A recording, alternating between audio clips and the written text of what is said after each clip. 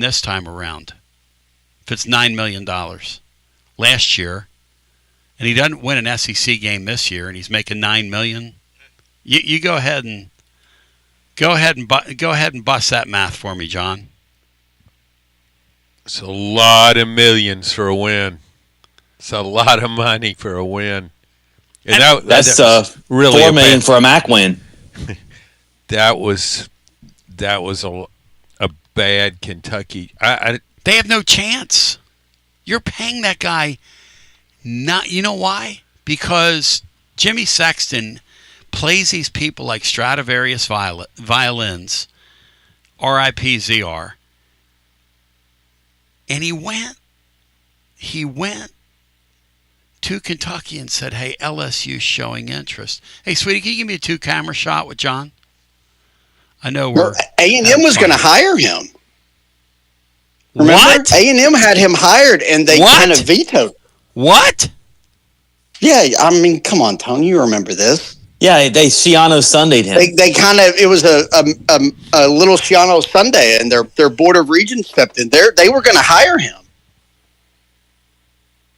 John, they owe him their buyout. I was talking to somebody today that knows. Within 30 days, they owe the full buyout. How in the hell, when you're at the University of Kentucky, could you ever get yourself behind the 8 ball like that?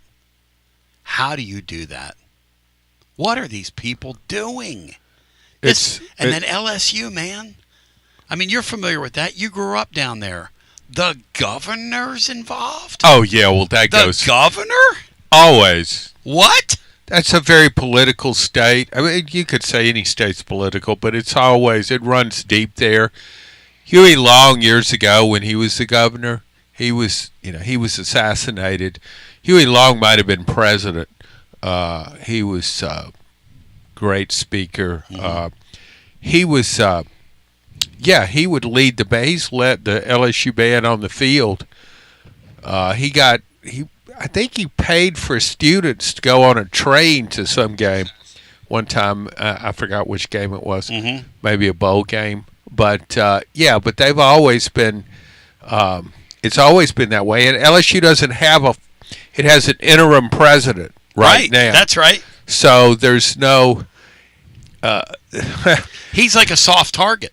That's a soft target for somebody to come in there and run the show from their deal. They get to be governor and athletic director because the reporting. Pete Thamel reported today, which is going to surprise you, on their podcast, that he went from booth to booth Saturday night while that debacle was unfolding. Can I put you down for $1 million? Can I put you down? And they were literally scratching it on a scratch pad. Can I put you down for $2 million? Can I put you down? John, here's an idea. Why don't we quit paying these people this failure money? Why doesn't somebody look at Jimmy Sexton and go, hey, Jimmy, look, we're in the era of NIL now, okay? This money has to filter to these players. I don't care how much money we're bringing in. This is not sustainable. And if you want we'll go do business with the University of Delaware's coach. Your guy will just sit there. I mean, at some point... Well, you could look at it like, let's hire a coach and pay him a couple of million a year and invest the rest of that money in our roster. Like Danny has done with Kim Caldwell. We won't pay top dollar for a coach, but I'll salt her roster with so many players that she's going to succeed. What's wrong with that? No, you've got to quit giving long-term contracts. That's exactly right, Matt. That's the key here. Like pro sports, you don't have 10-year contracts. And pro sports, and there's no reason to do that anymore because it's so much of a player, it's a player era where you're only as good as your roster and you're buying your roster. So you have to put, you don't need to load up contracts and give coaches, 8 and 10-year deals anymore. They need to be, 3 to 5 year deals where you can still pay them, way too much money, but that's just on a yearly deal. And if you have to get rid of them, it's not some egregious buyout. I mean, I don't know how you would negotiate those things down with the Jimmy Sextons because they obviously won't want to budge on that, but that's what you have to do. You can't. I mean, paying $50 million to buy coaches out is just ridiculous, regardless the circumstance. Totally idiotic, Matt. And you can't maintain this. No. At some point, the people that are footing the bill are going to say, "Whoa."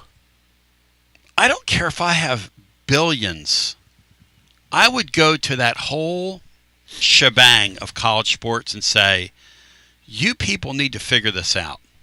Okay? Like, for instance, how would you like to be the booster that was in on Boo Carter $700,000 this year? When you watch him, I'm not being serious. This is what we're talking about. This guy is borderline not trying the other night. I mean, no offense to him. And if he was trying, God bless him, as we say in the modern vernacular, right before we rip you outside of church. But hey, listen. At what point do those guys go, hey man, I was all in on the Nico experiment, because it's got to be happening everywhere that they're burning these people out. But Matt's right.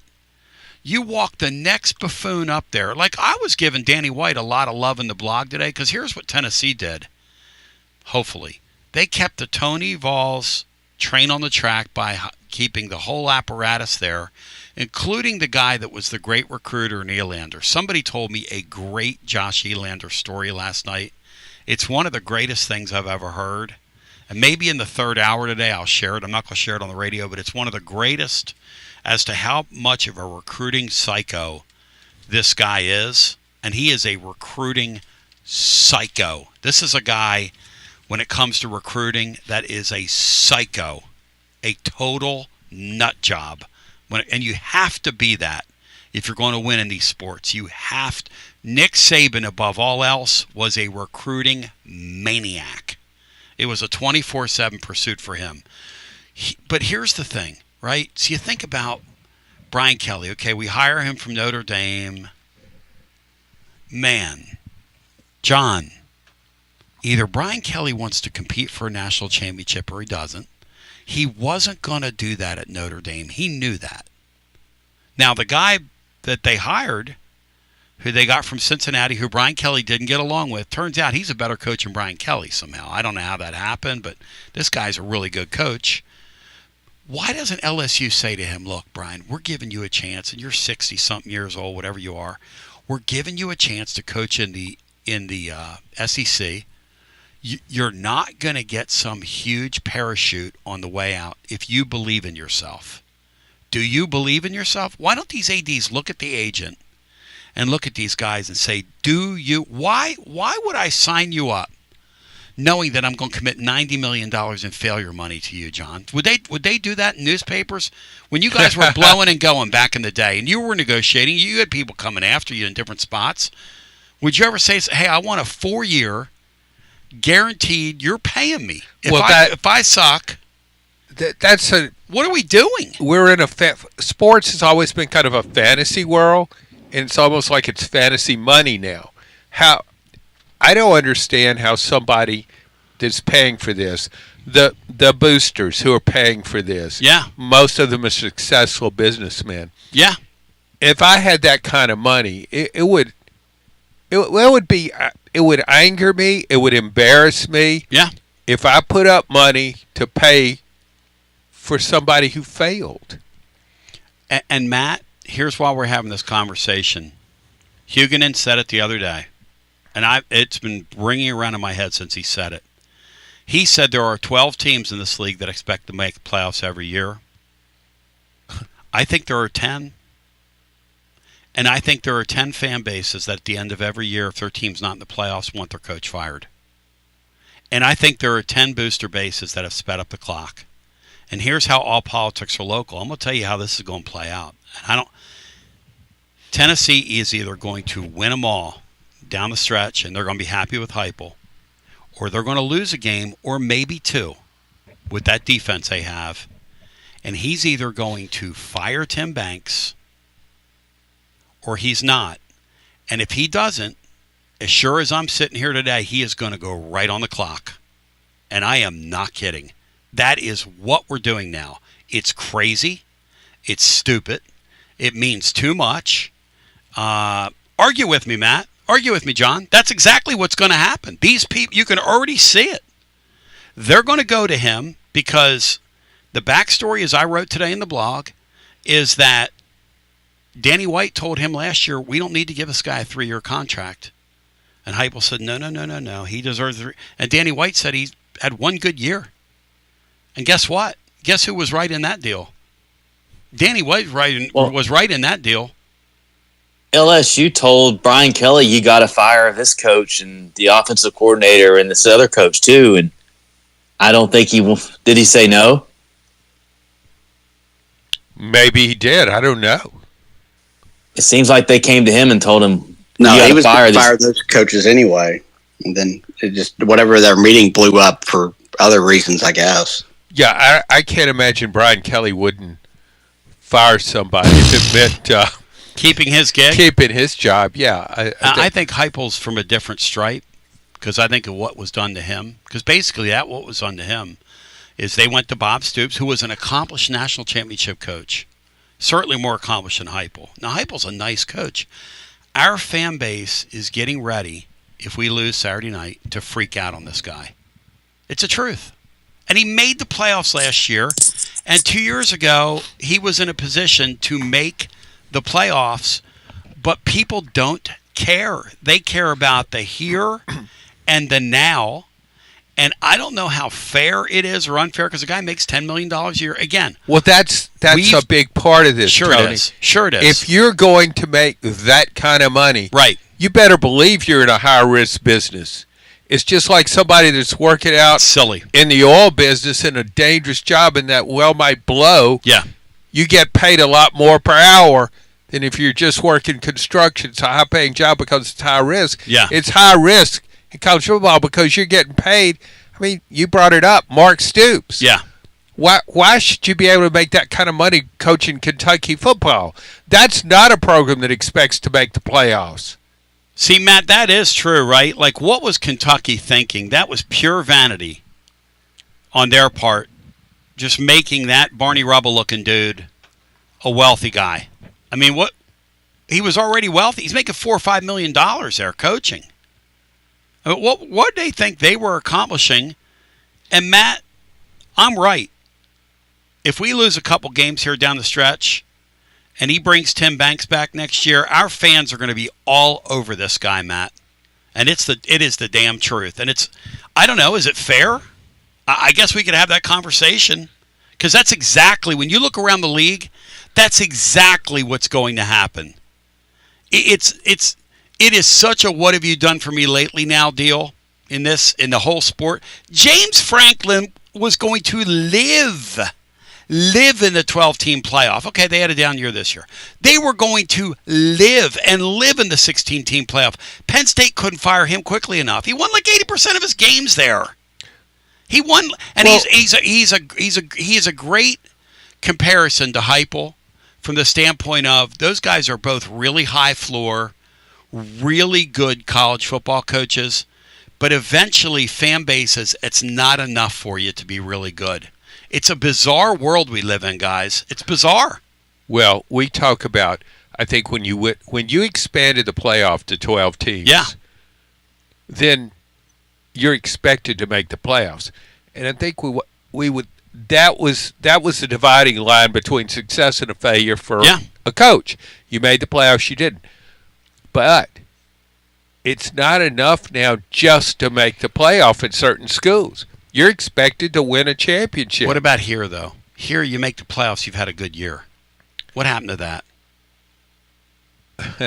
Ohio State.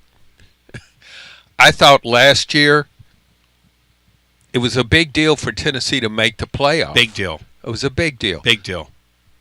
But that playoff game was a disaster. Well, it's like Orange Blood says. Franklin dipped one season, and he's gone. And he didn't even get to coach the year. They fired him like, away from me, Satan. That's how they treated him. They went like this.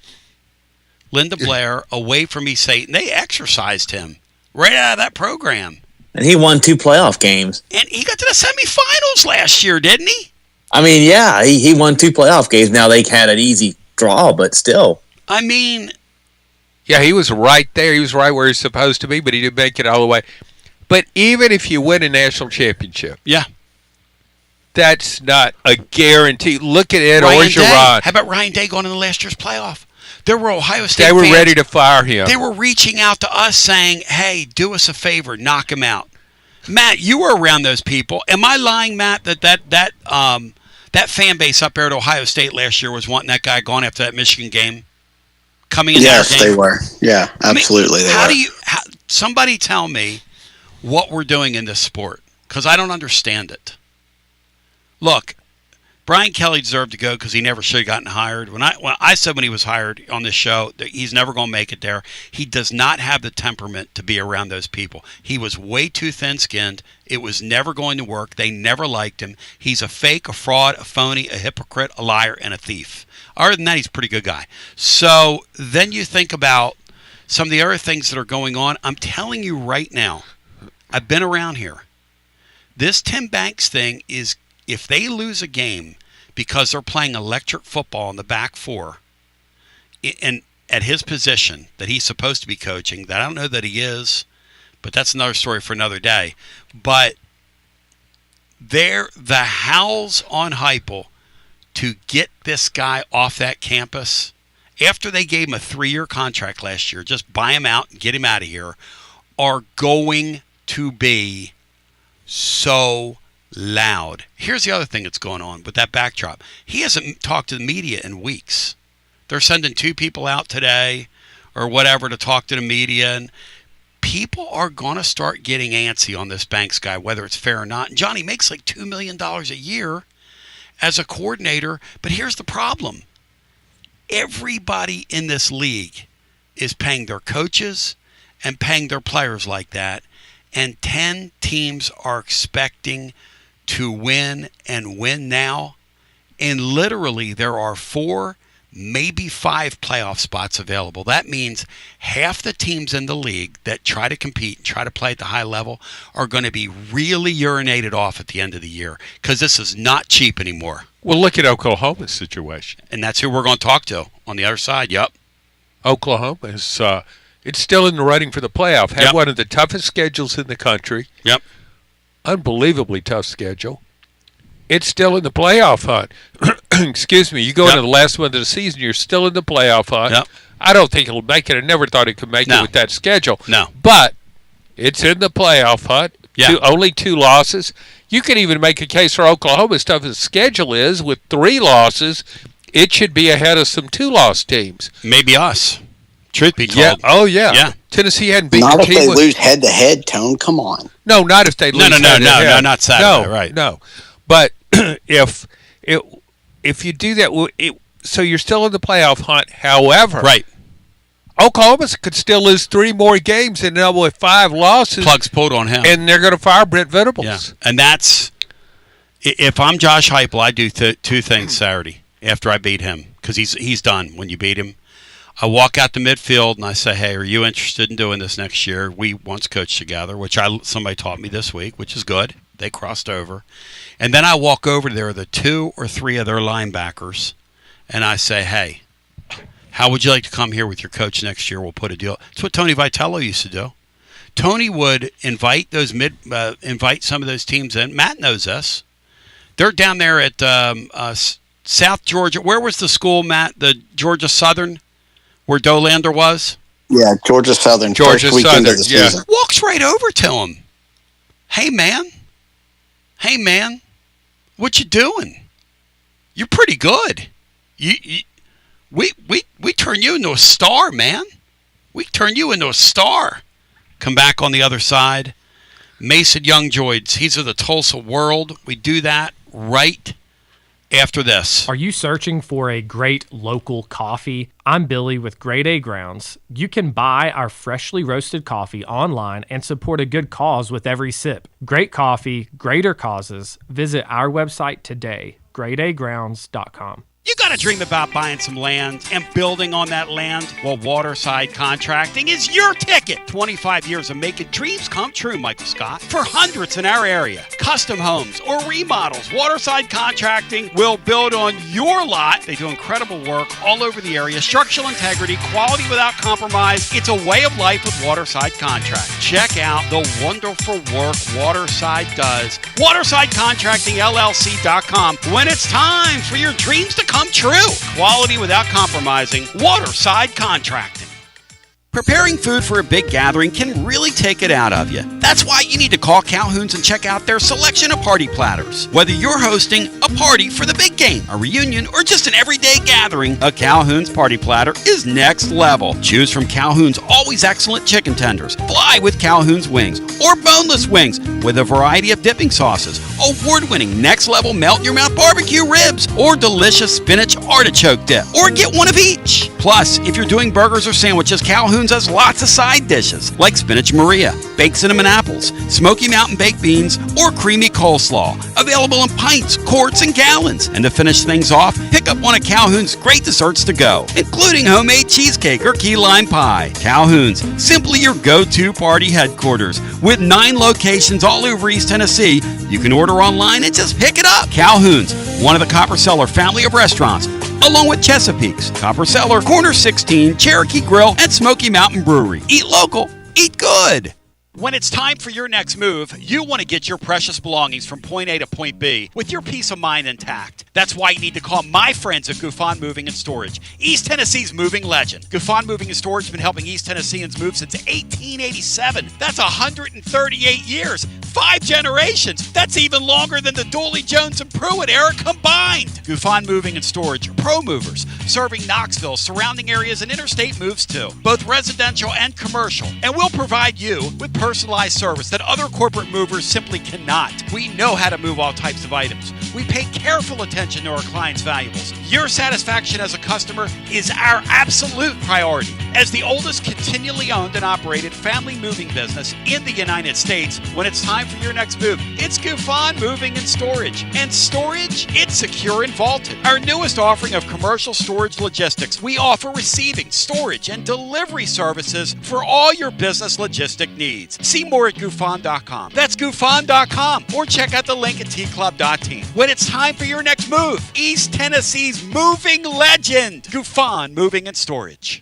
Life never stops moving, and between the 30-minute commutes, daycare pickups, weekly soccer practice, Tuesday night yoga, X number of coffee runs, and that weekend trip to Grandma's, you're racking up the miles. What you need is a tire that can keep up, a tire designed for doers, a tire that's going to last, like the exceptionally long-lasting Michelin Defender tire. With an 80,000-mile warranty and the safety and comfort you expect, you can forget all about the miles ahead and focus on getting to your destination or conquering your to-do list. Fleet Tire, I-275 exit 1B at East Woodland Avenue in Knoxville. That's Fleet Tire, I-275 exit 1B at East Woodland Avenue in Knoxville. Fleet Tire. Inward Half is committed to the game and the memorable moments that happen in between. From the tee box to the tailgate, from the green to the big game. For the first birdie with Dad, the first big win with Mom. Friday night lights, Saturday superstitions, Sunday traditions. Fall into the comfort and unparalleled performance of Inward Half. This fall, enjoy the walk-in. Are you tired of hiding your smile because of crooked teeth? At Knoxville Smiles, we've got the perfect solution. Invisalign. No metal, no wires, just clear, comfortable aligners that straighten your teeth without anyone noticing. Eat what you want, smile with confidence, and see results in as little as 6 months. Call us today for more information about Invisalign, 865-539-1776, or just visit us online at knoxvillesmiles.com. Smile brighter with Knoxville Smiles. Out-of-town law firms have been swarming into East Tennessee lately. From Memphis, Chattanooga, and Birmingham, they've stormed into the area. Wouldn't you rather do business with a local firm? You know, a true neighbor. Marcos Garza and the pros at the Garza Law Firm are just that. There are neighbors and friends that support local causes year-round. The Garza Law Firm works to serve you professionally on criminal matters, injuries and accident matters, and Social Security and disability filings. The Garza Law Firm is here for you at garzalaw.com. The Garza Law Firm. Let us help. Fall has officially arrived, so now is the perfect time to make sure your home's heating and HVAC system is ready for the season ahead. Don't ignore the warning signs that your heating or cooling system is struggling or nearing the end of its lifespan. And if you need fast, reliable HVAC repairs, seasonal preventative maintenance, or want to invest in a new, high-efficiency system, then call the trusted HVAC experts at Pipe Wrench Plumbing, Heating, and Cooling. Whatever HVAC problems you encounter, our certified technicians will make a full assessment and then provide the best long-term solution to keep your home comfortable again all year long. We make it easy with free on-site estimates for replacements and free second opinions on repairs. And if budgets are tight, we offer flexible payment plans including 0% financing with credit approval. Be sure to ask about our 10-plus year warranties that are 2 times longer than industry standards so you don't spend a cent on unexpected costs in the future. So call Pipe Wrench at 865-264-8090 or book online at pipewrench.com to schedule your appointment today. And as always, same-day service guaranteed or the visit is free. TB here with Alan of WeShipFloors.com. Tell them about it, Alan. Hey, I'm Alan from WeShipFloors.com. Our competition's prices, well, they're going up. Ours are coming down. Our waterproof floor Supercore is the best, and right now it starts at $199 a square foot. Our warehouses are full of 4mm, 6mm, and 8mm. You strapped for cash? Well, we have our own in-house financing. Use our room visualizer and order some free samples today. Supercore from WeShipFloors.com. Best products at best price. Like Alan said, head over to WeShipFloors.com. Use the room visualizer on the website. Drop in any of the 120 Supercore floors virtually into your room and order your free samples today. WeShipFloors.com. Tennesseans, they are us. The best product, the best price. WeShipFloors.com. On the TLD Logistics Hotline, we welcome in now on your Tony Basilio show, Mason Young of your Tulsa World, who's got a few minutes for us. He's got to get to a Oklahoma press conference.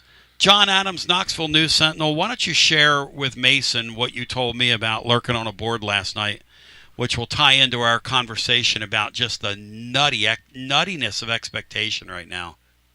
Yeah, I was actually looking for some information. I just stumbled upon this sort of a fan board or reaction to a story. I was kind of surprised because I can understand why all SEC fans get upset when they lose. But John Mateer, a quarterback who I couldn't believe how fast he came back from an injury, and the fans were just ripping John Mateer and ripping Brent Venables for even bringing him in because I thought this guy saw him early in the year. I watched him at Washington State. I thought he had a good chance to certainly be in New York and maybe win the Heisman Trophy. These fans didn't think so. Could you talk a little bit about that, Mason, and also about why did they feel so compelled? I know he wanted to play, but why did they bring him back so quickly? I mean, the particular message board stuff that you're probably talking about is a little bit of an emotional overreaction by the vast minority, shall we say. I think, by and large, like, OU fans wouldn't go as far to say, oh, why was John Mateer the quarterback that we got? He stinks. I don't think that's it, because everybody saw the body of work earlier in the season before the injury and the way he played against Michigan and Auburn. And through those first 4 games, yeah, he was looking like a Heisman contender. And then the injury happened. So I think what you're seeing is like a overreaction by the very few. But I think there is no doubt about it that, for what OU is paying Mateer, like there's an expectation that he would be better. And I think it comes down to he's just pressing right now. He's chucking it deep instead of looking for the check downs that are there and making the right reads and stuff. And it's kind of been strange to see because we saw that coming out against Texas, his first game back after the surgery on his thumb. And then 2 weeks ago against South Carolina, he was a little bit more conservative. And then now, last Saturday against Ole Miss, it was right back to kind of the same thing against Texas, that gunslinger, put it all on your own shoulders identity. And so I think he's definitely got to get away from that. I think the reason that they got him back as fast as they possibly could is, unfortunately, they don't, I think, really trust their backup situation. Their backup is Michael Hawkins, who played a little bit for them last year as a freshman, and he played the game that Mateer missed in the middle of the year against Kent State this year and just wasn't super sharp. He's still young. He's still really developing. Was kind of a project when they got him, and so I think they felt like bringing Mateer back, he would give them the best chance to win, given the circumstances, and that still might be true. He just hasn't played up to what he's capable of and hasn't quite looked the same in the 3 weeks since he came back. Hey, Mason, did they, and obviously we're playing hindsight here, but through your eyes, did they rush him back too soon? Because it seems like, just thinking about it, right, you're in the playoff chase. The committee is going to give you grace if you lose a game, even or two, without your starting quarterback, and then you bring him back for the Tennessee game. You let him heal. I found myself watching him over the weekend and almost kind of feeling sorry for that kid.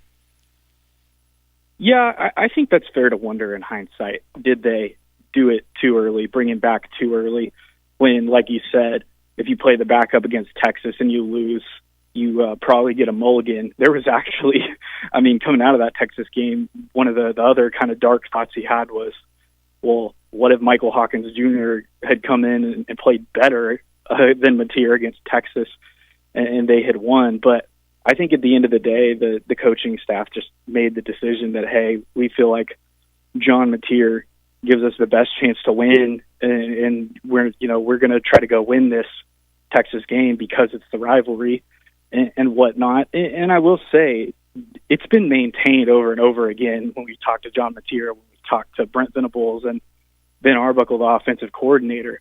The thumb is fine. Everybody heals differently, and Mateer just continues to maintain the thumb's not the issue. I think potentially the bigger issue is the practice time he missed while he was sidelined has diminished his confidence in terms of what he's seeing on the field, the reads and the stuff in front of him. So I think that's probably the bigger detriment. I don't think the thumb so much is the issue. It's his eyes that are a problem right now. Yeah, like the other day on that fourth down, man, when he threw that ball downfield, you got a guy wide open in the flat. But that's Mateer. You knew what you were getting in him when Oklahoma took him. But in this league, you just cannot play like that. You will not win these close games when you play like that.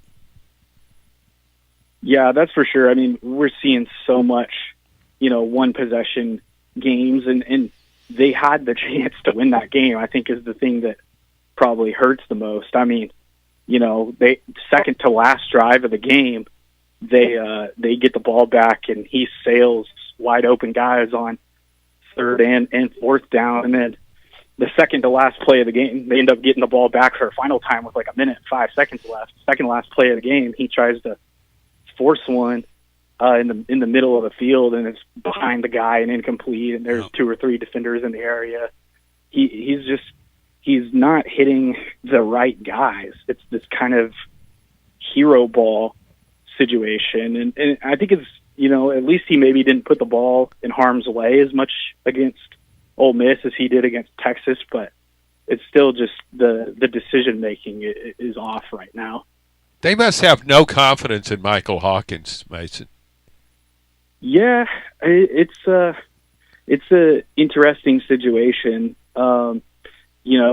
Now you're looking at a situation where Mateer more likely than not comes back next year, and that consequently means that you lose Michael Hawkins because at this point he's a junior or a redshirt sophomore maybe, and he wants to go play somewhere. Sure. So, and you run that risk of him developing into a star elsewhere if you let him walk. But at the same time, perhaps this year kind of serves as a learning curve year from a tier, and then he is next year if he comes back what everybody hoped he would be, this Heisman contender, potential top draft pick. After having a first year, some highs and lows at adjusting in the jump from the Pac-2 Mountain West kind of competition to the SEC. Definitely a huge jump. Oklahoma's defense, I was telling you off the air, those guys got to be sitting there going, we play like an undefeated football team. Those guys have to feel so let down. I mean, I think this game is the first of 31 wins. I think that Tennessee's offense is going to have trouble with Oklahoma's defense. If you can, elaborate on what makes Oklahoma's defense just so formidable in this league. Yeah, it's the defensive line. I mean, they've built up an incredible depth of talent there. They have really a true 4 and sometimes even 5-man rotation, both at tackle and on the edge. And they just rack up tons of tackles for loss and consistently put the other team behind the chains. They haven't gotten as many sacks at times as they potentially would like to. I think that was a big factor in the Ole Miss game was they only had 1 sack, and Trinidad Chambliss had some great escapes.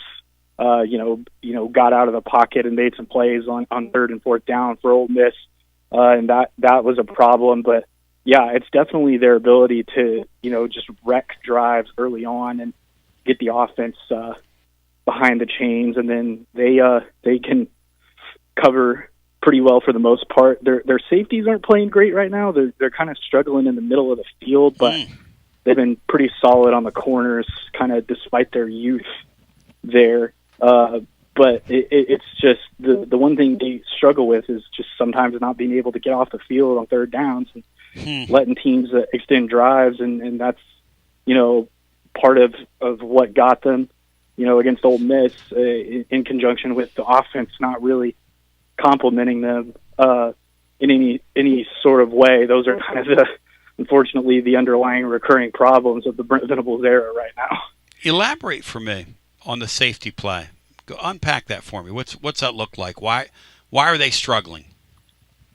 Yeah, it's interesting. They're just I don't know if it's the calls, because they have 2 veteran guys that you have played a lot of ball that you would think know what they're doing, and they got good depth behind them, but they're just flat out getting beat by some of these SEC skill groups. I mean, they're just not covering really as well as they need to be, and they're also sometimes guys are just making some incredible contested catches on them. It's kind of peculiar, but that's I would think definitely the weak points to target if you're Tennessee. That passing game with Aguilar, he knows how to bomb it. So I mean, that group's going to be tested by Tennessee, I'm sure. TGMD, jump in here, the great Matt Dixon, who files the gamer for us on Friday over at tclub.team. As you've interfaced with Mason Young, Tulsa World. Go ahead, Matt. Yeah, it's interesting because Oklahoma's defense is top 10 in just about every category. The one area they struggle in is forcing turnovers, which is ironic because that's literally the only thing that Tennessee's defense does well. How has Oklahoma not forced more than just 4 turnovers this year with how aggressive they play? I mean, they usually get 20 or 25 a year. It's really strange that they're still this elite, but they're not forcing turnovers. Yeah, it could just be all the tackles for loss and sacks are just kind of making up for that. That's kind of how I see it. Now, that's not what you want to be. You want to have that balance of being able to get more turnovers, and it really doesn't make sense. It's something that I think they're even struggling to explain, just because they've had past seasons where like in 2023 they just racked them up. It could also be just like the schedule, like they've played teams that take good care of the ball, especially in the SEC, although Texas isn't necessarily exactly the best example of that. But it's absolutely baffling, and I think they're searching for answers because they need that to bail them out sometimes when they are, experiencing some of these long drives where they don't get off the field. It's a very, very interesting year. Go ahead, Brad. Jump in. How hot is Brent Venables' seat? Will it be scalding hot if they don't get it done Saturday? Or does he need to win to sort of stay a little bit cool? Yeah, I mean, it's every week difference at this point. Things kind of, he beat Michigan and Auburn. Things were pretty cool. Everybody's thinking, okay, he's good. Then the Texas disaster happens, and it's like, oh, okay, well, this guy can't beat Texas. Like, what's the deal here? And it started to kind of ratchet up a little bit. You went and won the game at South Carolina. You had to have that. Things are good. But then now, after Ole Miss, and a game that you could have and probably should have won in some senses, it's all the way back up. So, a loss of Tennessee would only feed the flame. And obviously he cannot afford to lose out. Like 8-4 needs to be the floor for this team. 7-5 is where it starts to get really dicey, and anything worse than that, he's gone. And the crazy no thing chance is that he's still around. Well, the crazy thing is, Mason, the last thing they want to do is open that job up right now, because you have LSU open, you have Florida open, you have Penn State open, you have all these other signature jobs, and Oklahoma looks at themselves, as they should, like they're a top 6, 7, 8 program in college football. But you're not going to get your coach. I mean, it's just the reality of this thing now is it's crazy hard as to find a coach. Go ahead, John. You want to add? Yeah, Mason, how good is Oklahoma's NIL business? Are they? I think of Oklahoma as a program that would have plenty of money. They have oil fields. Yeah, they have oil fields. How is that? Yeah, I mean, I think that they have plenty of money. I think the problem has been, how they choose to spend it. I think they're very conservative with it. They're not going to go crazy like an Ole Miss or a Texas Tech and just buy everybody. They're going to try to target the right guys, but in some senses that has not worked out for them. And I think the prime example of that is Jaden Ott. I mean, he highly touted portal running back from Cal that everybody wanted. You went and got him. And he hasn't panned out. I mean, he was injured in fall camp, and then he underperformed earlier in the season, and now he can't even get on the field. So there seems to be an evaluation problem there, which they're working to fix that. They obviously built out like an entire actual, almost like an NFL front office with Jim Nagy, the former Senior Bowl exec, as their GM. They're trying to do better evaluations. And I think that they're trying to see the long view, and that kind of ties in with what you guys were saying about, the calculus of the coaching market around you and whether or not you can get an ideal candidate has to factor in to your decision for Brent Venables. So I think at this point, I don't see them losing out, especially because Missouri and LSU have become increasingly vulnerable at the end of the schedule. And I think Brent Venables will be back next year, and him and his coaches and also this front office will really have to go to work on identifying more talent, especially on the offensive side of the ball, because I think for as much as you want to be frustrated with John Mateer, I also think he doesn't have quite as many playmakers around him as he needs to be as successful as he could be.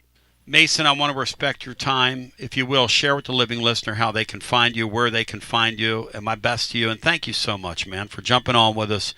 You're always so gracious toward us. You're so knowledgeable. You're kind of my guy, man. You're kind of my guy.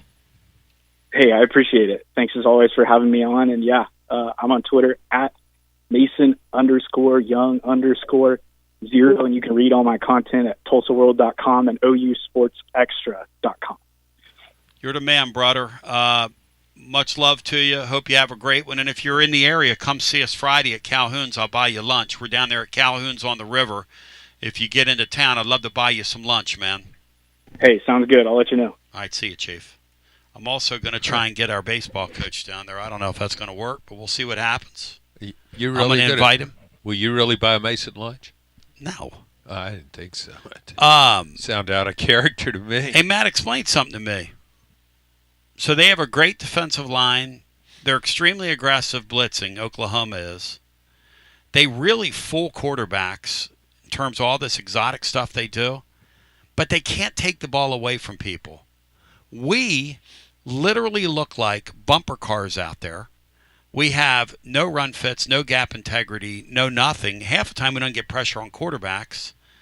And we've scored like 5 defensive touchdowns. Would somebody please explain to me what's going on in college football? And we're doing it in real games, by the way. We're doing it in SEC games.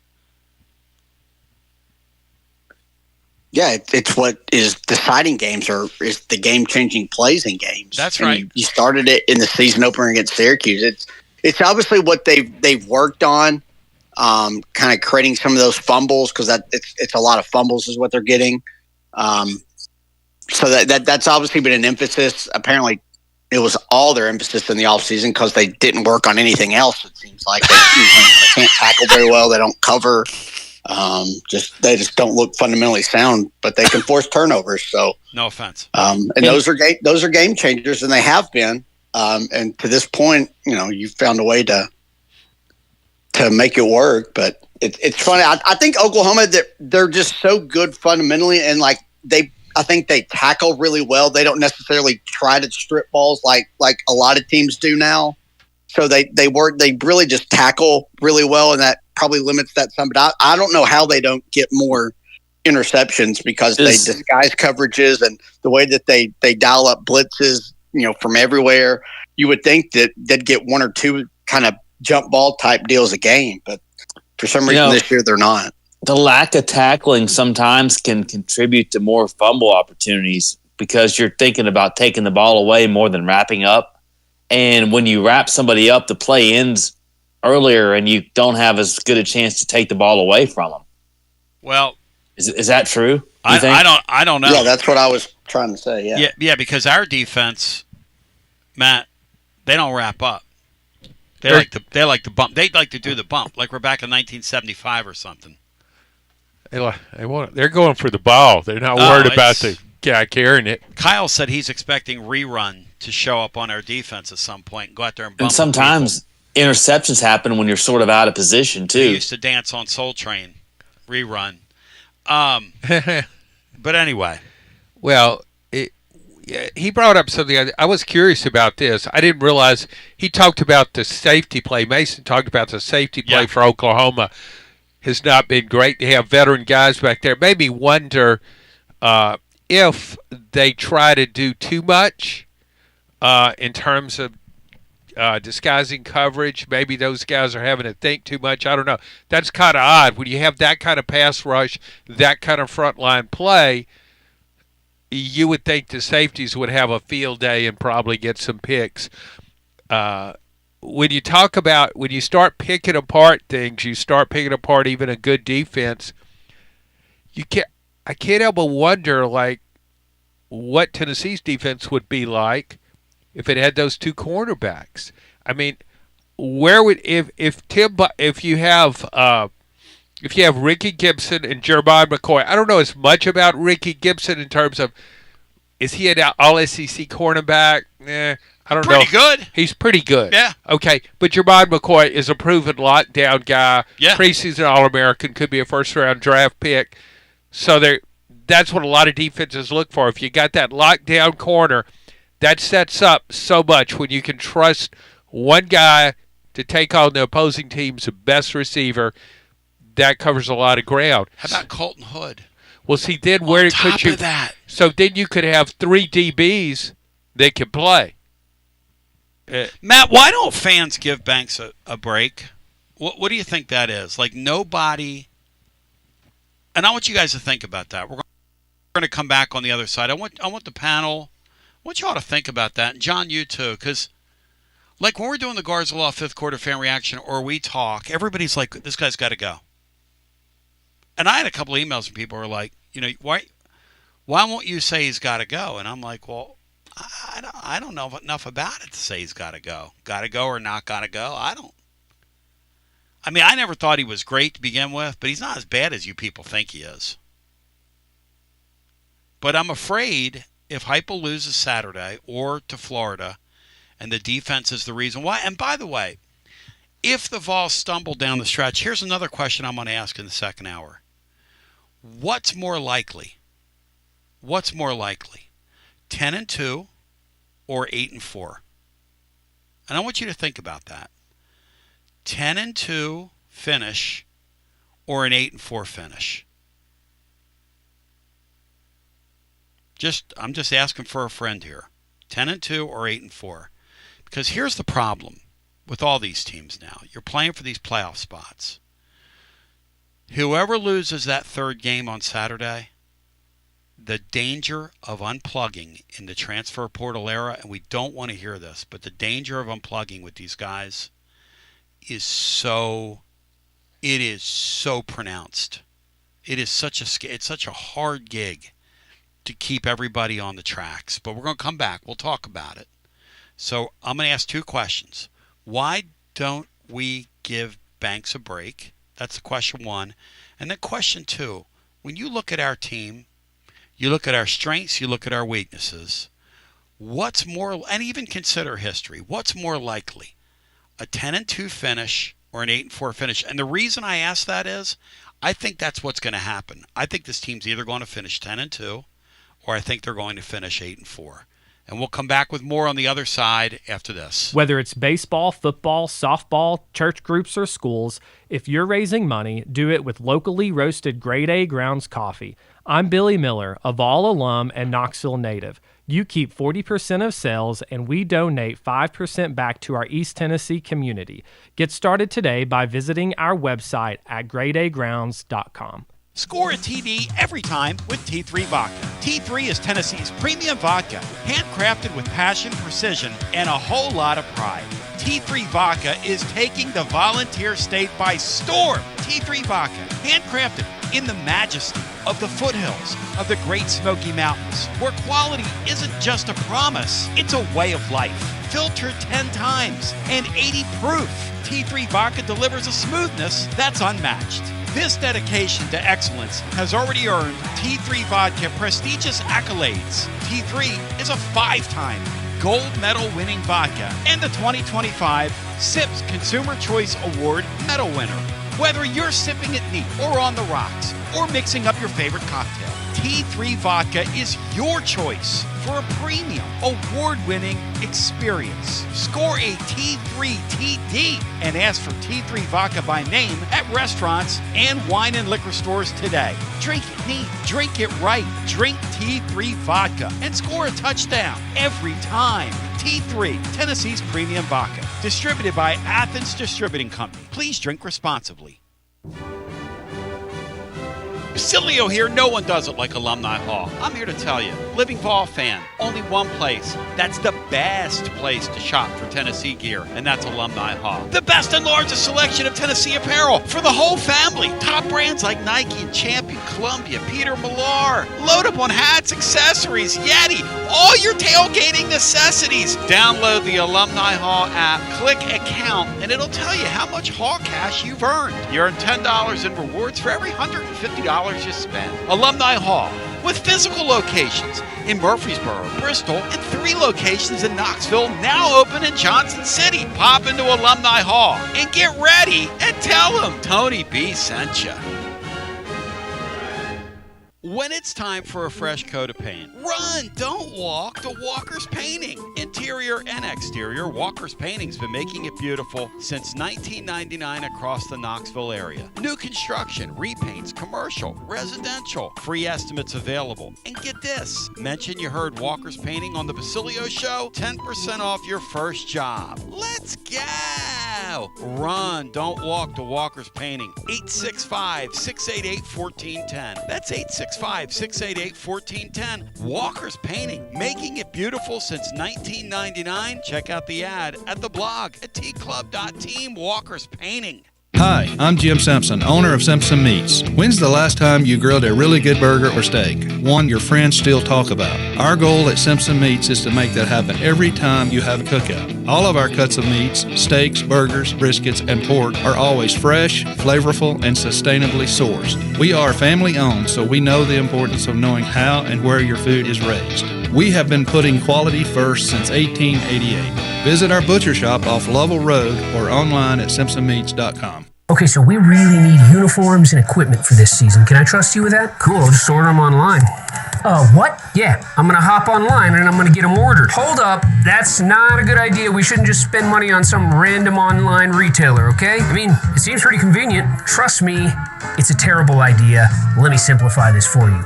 SM Athletics. Okay, how do you pronounce it? SM Athletics? They're the go-to for uniforms and equipment, whether it's for universities, high schools, youth leagues, you name it. So why wouldn't you rather go with professionals who can guide us through the process, design the perfect uniforms, and deliver the best equipment? Yeah, I guess that makes sense. What's the name again? SM Athletics. Right. It's definitely smarter to go with a company that emphasizes customer service, fair pricing, and, of course, excellent products. Exactly. So, yeah, I guess it's settled then. For uniforms and equipment for all sports, it's SM Athletics. Yeah, it's another day, but what kind of day is it really? A day of doom scrolling? Laundry day? Nah, it's a White Claw day. Light and refreshing tasting, uniquely cold wave filtered. There's an iconic flavor for everyone. So grab a pack, grab your friends. Make the most of each day with those who matter most. When you're together with White Claw, every day is a once-in-a-lifetime experience. You just gotta grab it. White Claw. Grab life by the claw. Please drink responsibly. Hard seltzer with flavors. White Claw Seltzer Works, Chicago, Illinois. Got a problem tree looming over your home? Call ECR Total Landscapes. Whether it's trimming, removal, or storm cleanup, our certified pros get the job done safely and efficiently. We're licensed, insured, and ready 24/7 for emergency calls. Big or small, we cut them all. ECR Total Landscapes. Call now for a free estimate, 865-384-2012, and mention promo code FANRUN for free stump grinding on any tree removal now through the end of the year. Also, visit us at ecrtotallandscapes.com. Basilio here for Budget Transmissions. TGMD, the great Matt Dixon, took his Ford Escape to budget, and like our gold bullet back in the day, it was a total mess. And now, Matt's back in the game. He's got a new transmission, axle, wheel bearing, both radiator hoses, engine mounts, coolant hoses. I mean, his Ford Escape was about to escape to the junkyard, but he didn't begrudge it. He took it to budget, and now he's on his way back to Omaha. Budget Transmissions, over 30 years in business, conveniently located in Bearden. All extended service contracts are honored. A gold certified Repair Pal member. 865-584-4391. 865-584-4391. Budget Transmissions. Don't begrudge it. Take it to budget. Hey there, Basilio family. Jennifer Morris here with Keller Williams Realty. The countdown to fall football is on. Is your fall plan missing the perfect home to watch the Vols make another playoff run? If a new view is on your game day checklist, I'm ready to help you find it. Don't wait until kickoff. Give me a call today at 865-694-5904 or visit my website at nextmovesmokymountains.com. That's nextmovesmokymountains.com, and go Vols. Josh Collins at Collins Insurance Agency. At Collins Insurance, we strive to ensure our customers receive better coverage along with bigger savings. Our community is important to us. We want to provide exceptional service to our customers. Anybody can provide great rates, great coverage, but can you also get great service? And hey, don't just take my word for it. What's up, everybody? Zakai Ziegler here. My family turns to Collins Insurance Agency for the best service, coverage, and price. So don't just go online and get some random insurance. Experience the Collins Insurance difference. Like he said, experience the Collins Insurance difference. CollinsInsuranceTN.com. CollinsInsuranceTN.com. And hey, their Mama's Easy approved. CollinsInsuranceTN.com. Thank you to Josh Collins and ZZ. One more thing, Tony. Go Vols! TB back with you. Let's keep it live, legal, and large, and in charge, because we're taking you up to William Pattison and the playbook. By the way, live this week, the big box. You've been hearing about, you've been talking about. What's in the big? I have no idea what's in the big box. No idea. But we're going to find out Friday at Calhoun's as part of an extravaganza all day, which might be a precursor of things to come for all I know. But the entire fan run crew in the afternoon is going to be out there. It's going to be unreal. We get the party started. Then we hand it to William Pattison, who hands it to Russell Smith, who then grabs his guitar. As we're announcing who wins the big box, Russell's going to sit in and play with the Fountain City Ramblers. It's going to be unbelievable, Andy Mack. Let me tell you something about Dubsy. Dubsy is a freaking musician now. Not only is he a great talk show host, he's a freaking musician. And Bob Baskerville is going to sing harmony. And Bear is going to be the precursor of our set list. Or maybe he can go up there and do a little Barry White with his baritone. All right, let's get serious now. John, you brought up the Tim Banks thing, and then we're going to go around the room. I want to know from all you guys, why don't we ever talk about the injuries on our defense when we talk about Tim Banks? First of all, we're missing a first-round pick in McCoy. We're missing a very good SEC cornerback in Ricky Gibson. And you can say, well, no, he's not that. Okay, how about this? We're missing a reliable, high-level Division I cornerback in Ricky Gibson. How about that? And people want to talk about number 4, who's a true freshman. He shouldn't be out on the field right now. And he's a nice player. He's going to be a nice player in time if it doesn't warp his confidence that he gets picked on each week. He lost 2 of his best defensive linemen early in the year. Moy has been kind of in and out. John, we hear none of that. Nobody talks about that with Tim Banks. You brought it up. Talk to me. Well, for one thing, and I think everybody knows this, you don't have the depth of – nobody has the depth of talent that they did during in pre-portal era. You don't – not Alabama, not Georgia, not LSU, not even Ohio State. I mean, you just can't maintain that kind of talent. So one guy gets hurt, the next guy comes in. There's going to be more of a drop-off in the best programs than there used to be. That's part of it. But I think also what happened, it goes back to when Heupel first started here. That offense of Heupel's, everybody, wow, this is amazing. Up and down the field, led the nation in scoring in 2022. But he built a defense. And the defense, right then an image was established. This is all offense, defense, can't play. And even though Tennessee's, the script got flipped last year. It was a better defense than offense. The defense played great, had really good numbers in a lot of statistical categories. But that's been the exception, not the rule. And I think that's what was established. So there's this image already, even before, despite last year. Well, I don't know about the defense. I think that has carried over. Those first 2 years under Heupel is carried over, and now we have this season where everything's awry in the secondary, and Tennessee's given up huge chunks of yards. And keep this in mind. As bad as Tennessee's been defensively, statistically, Tennessee's played 2 teams with a winning record. 2, and both beat Tennessee. Tennessee has not beaten a team with a winning record. Yeah. Even ETSU and FCS. So that losing goes to record. Second question. What's more likely to happen? 10-2 or 8-4 from here? I think 10-2. All right. Because when you go back and you look, this is how I saw it at the start of the season. It's why I picked Tennessee to go 10-2. Very accommodating schedule. One of the, maybe the most accommodating schedule in the SEC. And I look at the end of the season.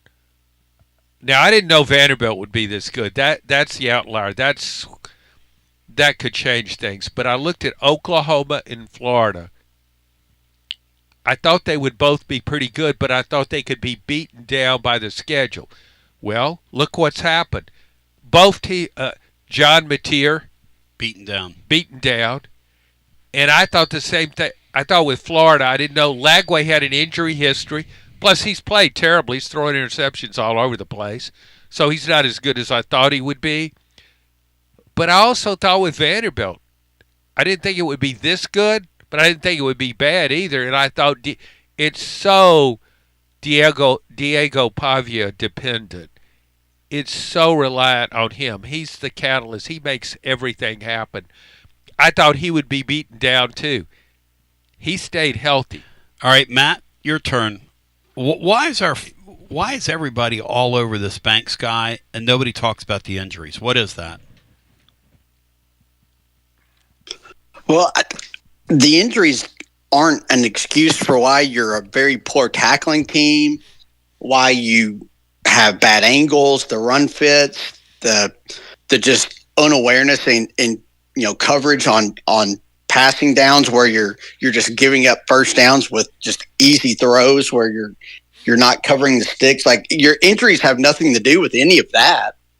I just think it's a defense that's just hasn't been coached well this year, and I think the Gibson injury is the one that I think matters more because they knew since January that McCoy was not going to play until at best mid-season, so they couldn't even plan for him.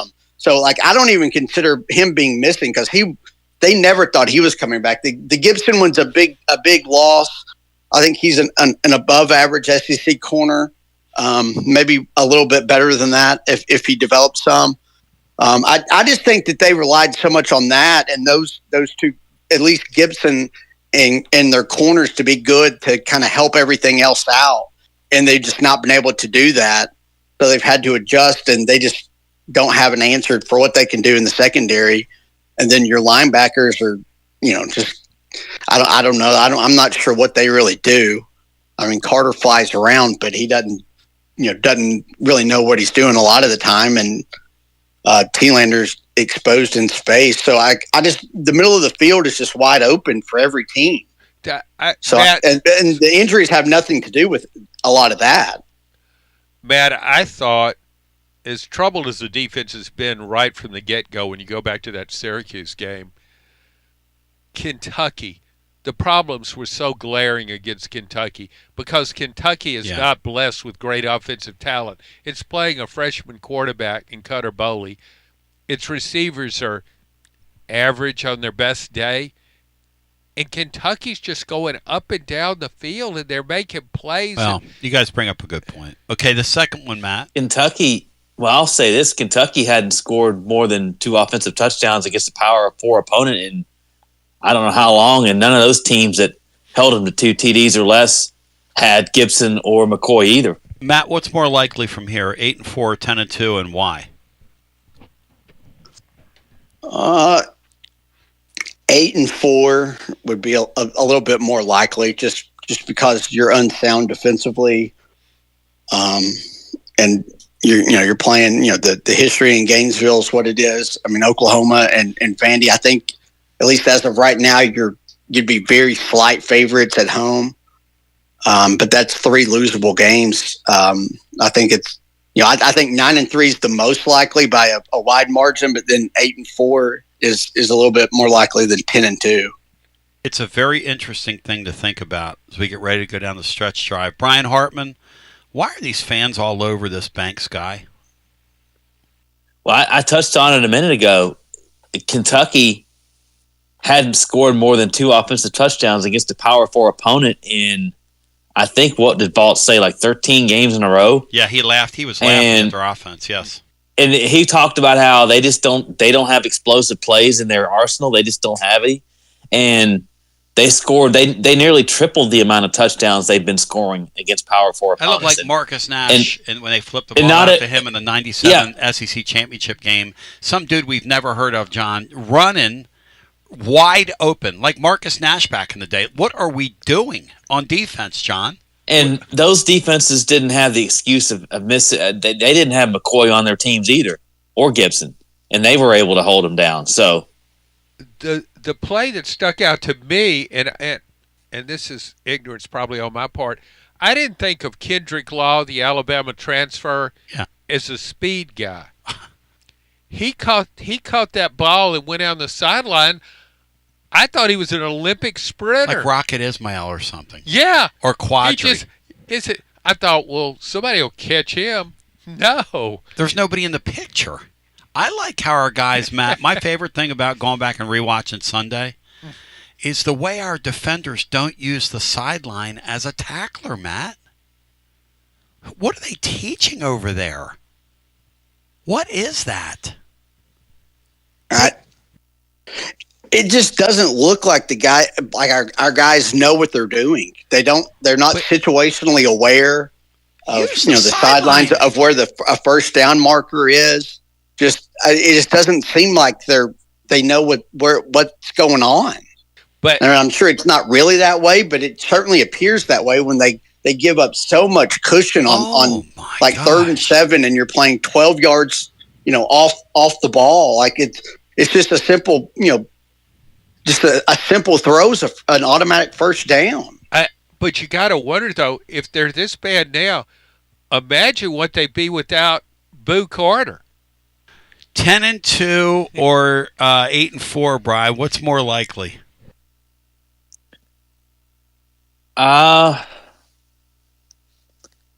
It's hard for me to see this team winning out, given that, but I want to say slightly 10-2, but I think they're probably going to look at least one more loss. So I would think 9-3 is more of what I'm thinking, but I'll just go 10-2 because with Aguilar in the offense, I think they can actually pick up the slack. They've shown me enough that they can overcome and score against anybody. Back to the phones we go. 865-200-5402. TLD Logistics phone lines are now open. TLD Logistic lines were open last hour. The guest line, Mason Young of the Tulsa World, joined us, and he said that Oklahoma's got a great defense, but their safety play is really shoddy. And I didn't have the heart to tell him, you think your safeties are bad? You wait till you see ours, brother. We go back to the phones. Hello and welcome in. You're on the air. Yeah, this is going to be Oklahoma's version of the Red River Shootout. Yes, it is going to be with Texas. Yes, it is. Tony, how this Scott Woodward guy at LSU, and maybe John knows more about the inner workings behind the scenes over there, but how does that guy still have a job? I mean, he hired Jimbo at A&M, the history's biggest buyout. He's hired Brian Kelly. Terrible fit. We knew that from the jump. Second largest buyout. I mean, how is he not held accountable? Well, and how are not any of these guys held? It's always the coach. Well, Scott Woodward also hired Kim Mulkey, who won a national championship in her second year. Wow. And he hired Jay Johnson, who has won 2 College World Series, 2 national championships in baseball. He's a go for the fences guy. He's thinking about that launch angle. He's knocking it out of the park, or that's how it's been, feast or famine with him. And when he hired Jimbo Fisher at A&M, when he hired him away from Florida State, it looked like a good move, and Jimbo Fisher didn't look like a bad fit at A&M. I just think Jimbo Fisher thought he'd hit the mother load. Man, I need to kick back. I've already won my national title. They didn't get what they were paying for there. But the Brian Kelly thing is more troublesome because I'm sure in the process of making this hire, there were some people saying, I don't know if this guy's a good fit for us. And keep in mind, he's hiring a guy from Notre Dame who hadn't won a championship, who'd been to the playoffs, who'd won a lot of games, and LSU doesn't want a guy who's won a lot of games. Now, I thought it was a good hire. He'd won everywhere he'd been. I thought he would be successful at LSU. He'd have more talent there than he did at Notre Dame. Turns out, at LSU, he was just what he was at Notre Dame, maybe a little less. He's got a 19-10 record in the SEC. Not bad. At most places in the SEC, that's acceptable. But he was hired at LSU to win a championship. And he didn't come close to that, didn't even make the playoff. Well, here's a great question, right, which you bring up. Who hires these coaches? When it comes to football coaches, I will submit to you, knowing what I know about the inner workings of our school, athletic directors don't hire those guys. Now, when Danny White got here, we had a very weary, that's one exception, because we were so worn down that even our big money people at that point just threw up their hands and said, hey, man, you're a new young AD, go get it. And the first guy he talked to was Franklin. And then he went over and talked to the guy that's now the head coach at Virginia, who turned him down a couple times, by the way. They flirted around with him, and he was a hot assistant at the time, in Tony Elliott. And then finally he went back and said to Josh Heupel, hey, man, come on with me. After, it became apparent that it's just really hard to hire a coach these days. I submit to you, Jake, these ADs at schools like LSU have so little to do with hiring a football coach. Now, it hangs around their necks. But, man, these big boosters, you think about now the money they pour into these sports. You mean to tell me they're not going to get a say on who your coach is? Of course they are. But when it doesn't work out, they got to be the fall guy. Oh, right? the AD's going to get blamed, yeah. Well, That's sure. right. But he makes a lot of money, though. But I think with Scott Woodward, he's a Baton Rouge guy, and I think with him, the way LSU saw him, he's kind of what they wanted, a guy that goes for the long ball, a guy that goes for the championship. He's not trying to hire somebody that's going to win 9-10 games. He's trying to hire a coach. And he did that in women's basketball. Yeah, she's a great hire. I mean, she's won 4 national championships now. He did that in baseball, and baseball means a lot at LSU. It means a lot. And even women's basketball, now that you have Kim Mulkey, they fill up the arena for women's basketball. So they want to win at everything, and he's given them 2 championship coaches. They don't want to win in men's basketball, so they're not. No, they have zero interest in men's basketball. I feel sorry for the local kid that's down there. They don't budget him. He doesn't have any players. He has about as much chance of making it there as I do. And he was. Yeah, I'm just saying that he wasn't the kind of hire that Scott Woodward usually tries to make. Because they don't care. Well, and that's what I need to remind myself of. Like this era that we're in, especially this era of UT athletics that we're in. I mean, this everything school is a blessing and a curse. Yep. I mean, I can't imagine the money management factor of it all just to be not only competitive, but I mean, frankly, elite at most of the major sports that we currently are in. And for us to, if we want to keep this, and I just look at the Brian Kelly situation as an example, like, and I'm not saying I want Heupel to leave because I don't, but if and when that time comes, look at Notre Dame's in a much better position now than when Brian Kelly. I mean, Brian Kelly left, and what did they do? They promoted within. They didn't go out and spend a bunch of money on some big name coach that's failed before. And so that's just, and I mean, we see it with Danny White doing it with Elander. He's making, less than half of what Vitello was making, which, whatever, but you're still, I guess what I'm saying is, if we want as a fan base to be able to be super competitive in all these sports and keep doing what we're doing, I mean, the expectations do kind of have to change if we want to continue that. So I appreciate the discussion, guys. Thank you. Have a great show. Yeah, and here's my thing, right? I was talking with a friend of mine today. What would you rather have? Because I know there are people out there when Tony left that said, you know what? Take all that money and go ahead and put it right in football. Go get you 2 linebackers. Go do whatever you're going to do. And who cares about baseball? Well, I cares about baseball. And a lot of people cares about baseball. And I don't want to be the University of Georgia. I would not give our experience here, and particularly me doing what I do here, I would not give, and Matt, I'm going to ask you, would you give your experience that we've had here in the last 5 years, would you trade with Georgia, who's won several national championships in football, but they pretty much blow at everything else? Well, they aren't better in baseball now. They have a good baseball coach. But, Matt, how do you answer that? I like being very good to great in a number of sports. I really enjoy that, but it is tempting. If you have a 5-year stretch where you're kind of like Tennessee, and then a 5-year stretch where you're kind of like Georgia, that'd be nice to have. But I think I enjoy it as a fan more when you're kind of good year round in your sports. We get such a better bang for the buck here than those Georgia people. Hey, Florida beats Georgia and puts it on them, and Georgia Tech beats them at the end of the year, and they're out of the playoff. That's it for them. They're going to have a long winter. They get to watch these ladies run around in leotards. They're into that. We don't have a gymnastics team here. Not that I'm knocking gymnastics, but that's a kind of a thing down there. Hey, they get to watch Danny White's brother coach basketball. That's a privilege. Their baseball team's mediocre to okay, but it ain't what we have seen here. Look at LSU.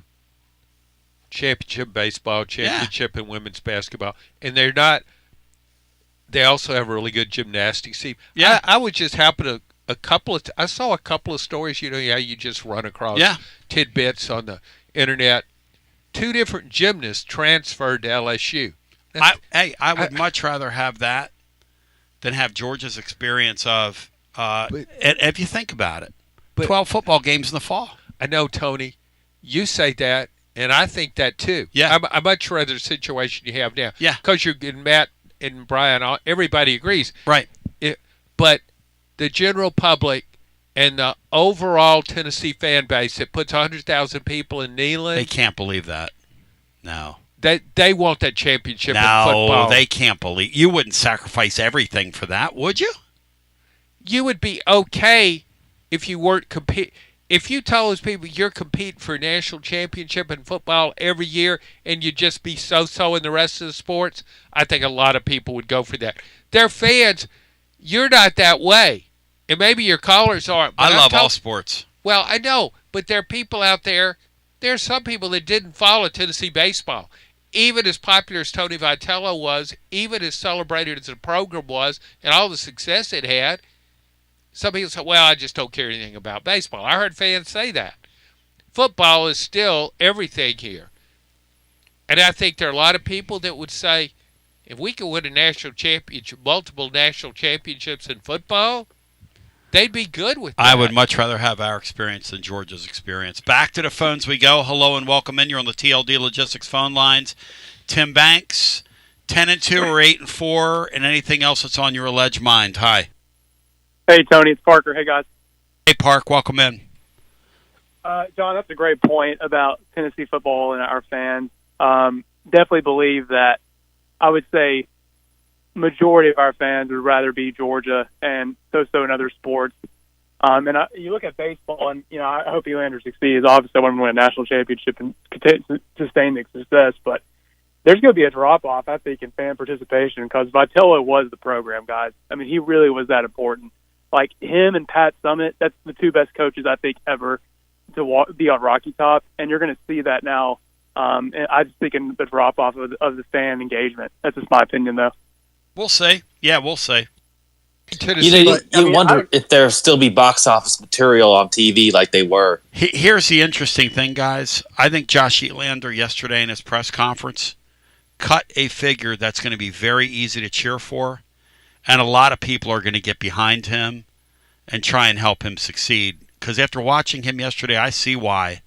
The fervor around him was evangelical, and the people, his backers, so went to bat for him, so inundated Danny White, and Danny's assistant over there, Alicia, she just got bombarded, lieutenant, I'm sorry, bombarded with support for him from all sides. I think he could do. I think it was an obvious hire, and it was the right hire. Josh Elander may be a terrific coach. And Tennessee continued to do well in baseball. However, Tony Vitello, and we keep using it's a cliche, but we keep saying rock star. But this guy was so popular. There were people, and a lot of more women, who cared about the program strictly because of Vitello, and they will drop off now. Doesn't mean Tennessee won't be really good. Doesn't mean it won't draw well. But I don't know that you can recreate what you had with Vitello because of his personality.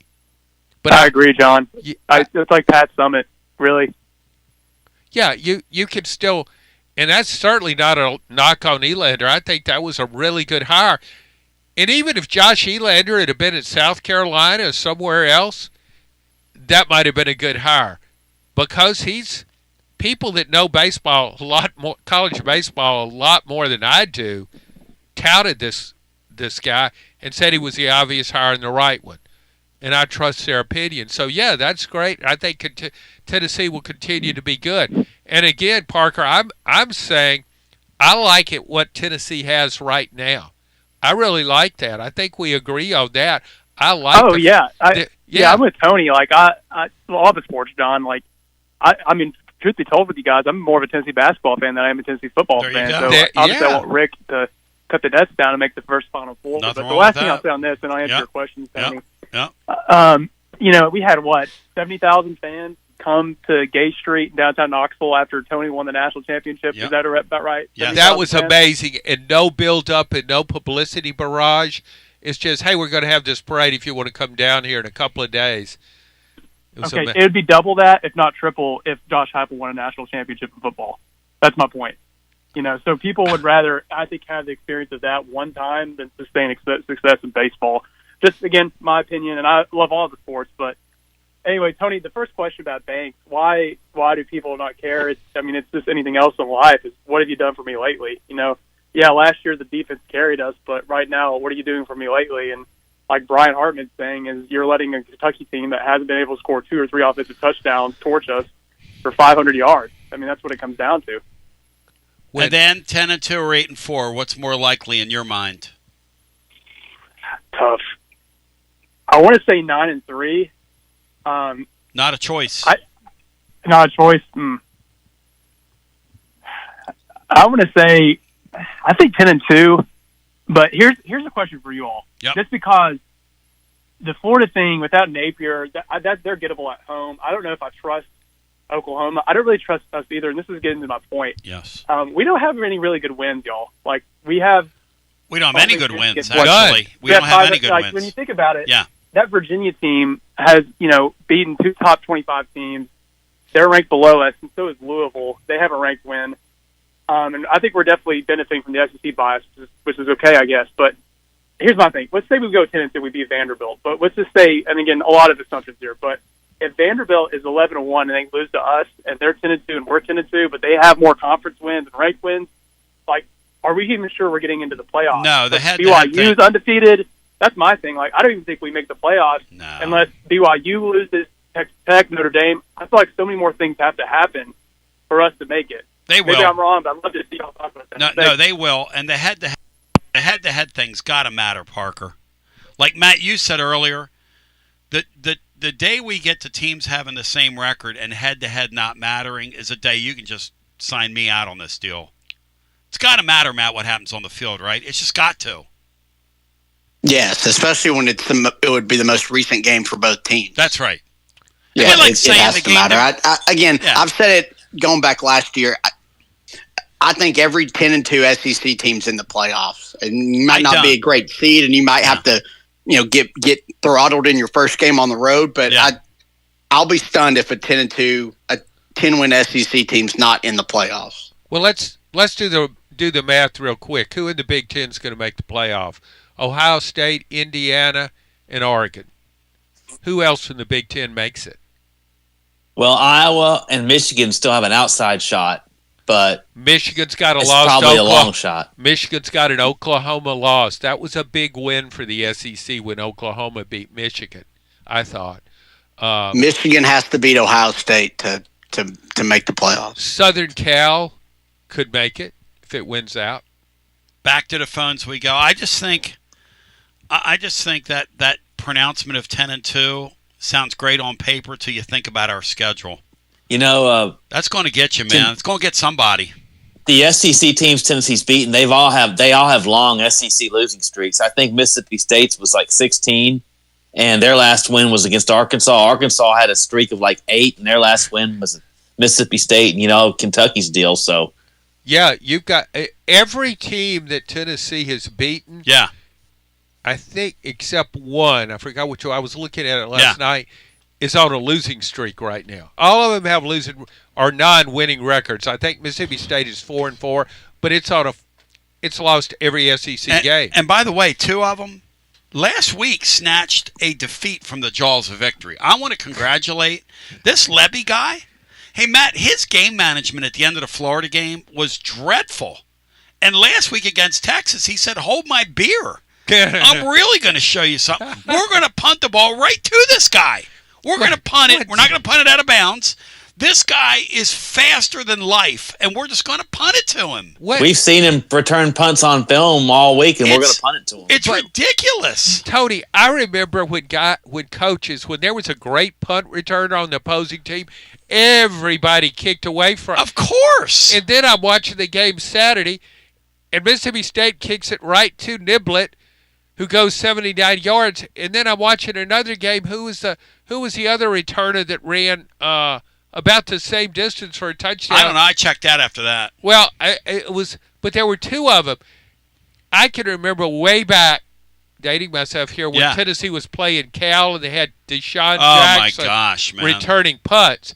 And remember Brandon James at Florida? Oh, they just kept punting to him. Yeah, they just kept I still see that in my punting dream. I was over there with Anthony. I said, "Anthony, we're going to win this game." He was like 8 years old. He goes, "Dad, no, we're not." Like that to me. 8'6", 205, and they punted a ball to him, like down at the 10-yard line, and he's still running with it. As we continue with more on the other side, we'll come back. My gosh, is that Mark and Colombo up next? Oh boy! After this, Guests appear on the TLD Logistics Hotline, online at tldlogistics.com.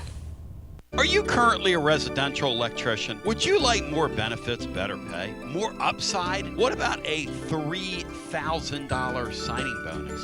Free company-paid health insurance, annual profit share, company vehicle, gas card, much more. Call Advent Electric today. Advent, known for their large commercial jobs around town, and due to high demand, they're adding additional roles for their residential department. Maybe you know a friend, family member that's a residential electrician. Spread the word. Email hr@adventelectric.com. hr@adventelectric.com. 865-588-0631 and ask for the Tony B 3K signing bonus. Advent Electric is hiring.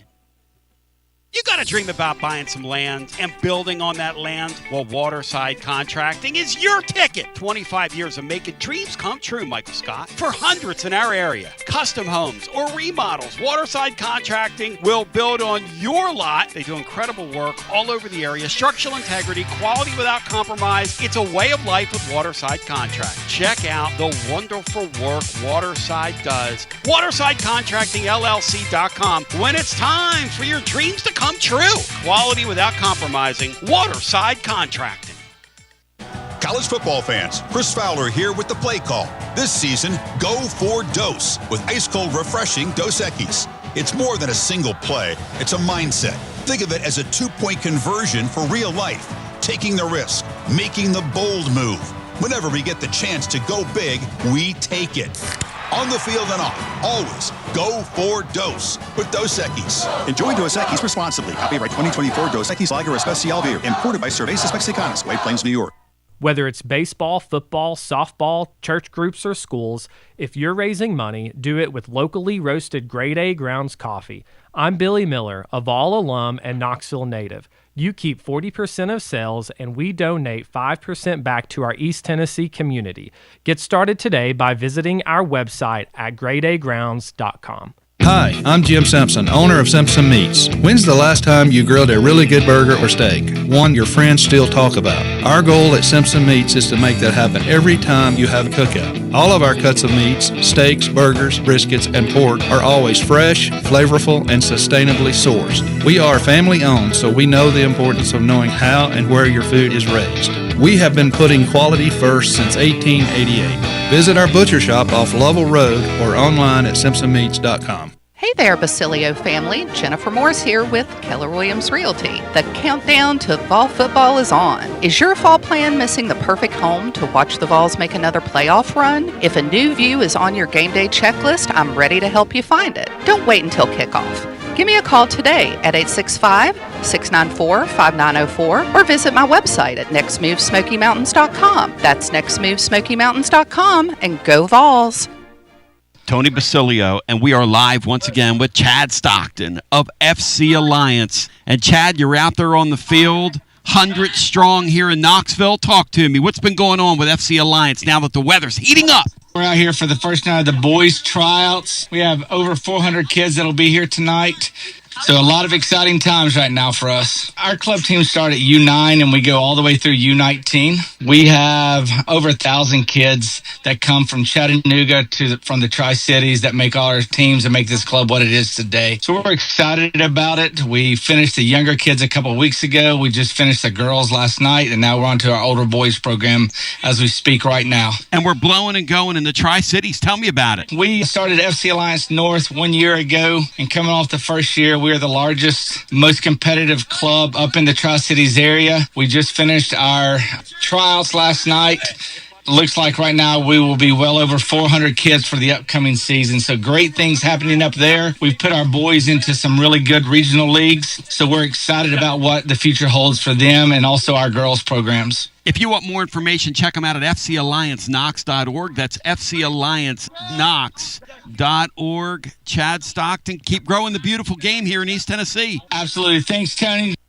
Tony Basilio along with the great Mark Griffin. And we're here to talk about our friends at Performance Medicine. And Griff, their slogan, stay educated, stay healthy. That's you. Wow. I really like to think that, Tony, and I'd like to give Dr. Rogers a lot of credit because I definitely want to stay educated and healthy, and knowing that he's putting the time and effort in to make sure of my care, I want to encourage your listeners to put the time to learn and become educated and get to know Dr. Rogers and see if it can help with your health as well. And there's a really, really easy way to do that. In fact, they've got their own YouTube channel. You can see Dr. Rogers for himself with his staff. It's called The Performance Medicine Show over at the Performance Medicine channel over on YouTube. Also, more information at performancemedicine.net. To our friends in North Knoxville, a brand new location over in Fountain City, now accepting patients. So many ways to reach Dr. Rogers. And like they say, stay educated, stay healthy. Performance Medicine, online, performancemedicine.net.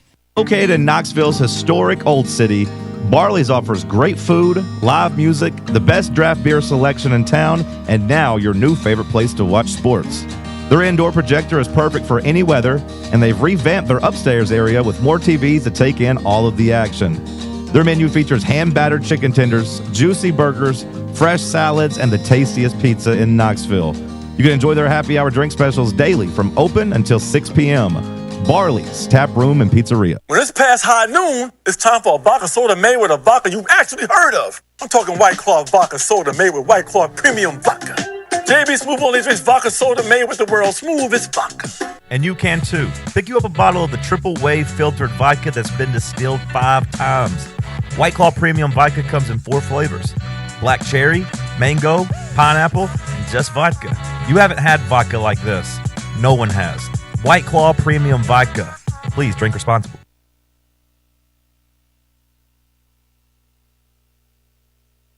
TB back with you, 865-200-5402. Me and Columbus had a spirited debate yesterday, John, about Lane Kiffin and LSU. He said he's not going to leave where he's at because the timeline doesn't match up. What does somebody like you say? And then we'll go to the phones. Hang on a second. Let's go back. Go ahead. Well, I think they'll work that out. I think he's gone if it's LSU. I'm not so sure he would leave for Florida. I don't think he would. But I think for LSU, look, he and Ed Orgeron are big buddies. Yep. And really big buddies. Really big buddies. Yeah. They have fun together. Yep. So, but he knows what Ed Orgeron is. He's a good recruiter. He's a good defensive line coach. But he kind of knows he's not necessarily a championship head coach. But he won a championship at LSU. Yep. And Lane Kiffin's kind of deadpan, of course. Well, if Ed was able to do that, maybe I can too. He knows the resources. He's got good support at Ole Miss. But he doesn't have, I don't think, LSU-type support. And he knows he loves the portal. And look what Brian Kelly did in 1 year this past offseason. He went crazy in the portal because he was getting desperate, and he knew he better upgrade that roster. Completely rebuilt his defense. You give Lane Kiffin portal money to play with, you got him. Hey, Matt, where are you? What do you think? Does the timeline line up, or does Lane Kiffin stay loyal to his football team? I don't see a coach leaving a playoff team before the playoffs, so I do think it is kind of a wrinkle in this that we haven't seen before. That's interesting. I think LSU will wait on Lane Kiffin. Yeah, but here's the deal. What do? I would, if I were them, I would take Ed Orgeron, make him the interim coach, because I think that's what they're going to do. And he's going to be the quote-unquote, to use Danny White's term, the shepherd. They do the day-to-day transfer portal, rating the deal. That makes total sense. I mean, that would make that's the only way you can Has do the it. team ever done that with a coach they fired? Brian, I don't know, but if anybody's going to do it, it's those wacko people down there. They're big buddies. He and Ed Orgeron. Yeah, they're if anybody's team, going man. to all that sounds good, but I mean, you think Ole Miss is going to would think that that's okay? What's it? Ole Miss has got a shot. I don't think. Here's what Lane Kiffin will tell LSU: I'm your guy. I'm coming, but I got to take this team as far as it can go. You can't do that when you're overlaying. Okay. Go ahead, Columbo. Columbo's jumping in. Columbo's jumping right in. Go ahead, Columbo. Look, I may be wrong on this. If you're LSU and you go to Lane Kiffin, the job's yours, and Lane tells them or has his representation tell them, okay, I got to do this playoff thing, but I'm coming. He is going to be hosting a playoff game on December 20th. The signing day is the first week of December. If he wins that playoff game, he's going to be a favorite. He's going to be coaching a national quarterfinal on January 1st. The portal opens January 2nd. Now, if you're LSU, and Lane says, I'm coming, LSU's going to say, well, will you sign an MOU? And Lane goes, well, no, I'm not going to do that, because that would get out, and that would be a terrible look for everybody involved, that he's leaving his playoff team in the middle of the playoffs for LSU. So LSU's going to say, so we don't even have a handshake deal here. You just telling me you're coming. So what if Lane wins on January 1st and he's coaching in a national semifinal? Now they're not going until January 9th. And what if he gets emotional that he's taken Ole Miss this far and says, I'm staying?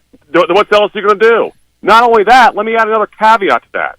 Let's say he coaches in the national semifinal on January 1st, or a national quarterfinal on January 1st, and the Miami Dolphins come calling. And they say, you want to scratch your NFL itch? You don't have to deal with the portal anymore. You don't have to deal with NIL anymore. Come on down. And he goes to the Miami Dolphins. LSU's without a coach. Hey, the timeline just doesn't work. I'll tell you what. And the national media is very lazy on this because they love Lane Kiffin's name for clicks. I could be dead wrong. There's no way he could take the LSU job secretly. That's not going to happen. And I hate to give Mark credit, but the one thing he's right about is the way they've oriented their sport with this timeline and the way they've laid that transfer portal right on top of that playoff with all this coach movement. The guys that are in the back end of that 12-team playoff, like Lane, are the guys that these power teams are going to pick on in future years for these jobs. It's how all these sports work.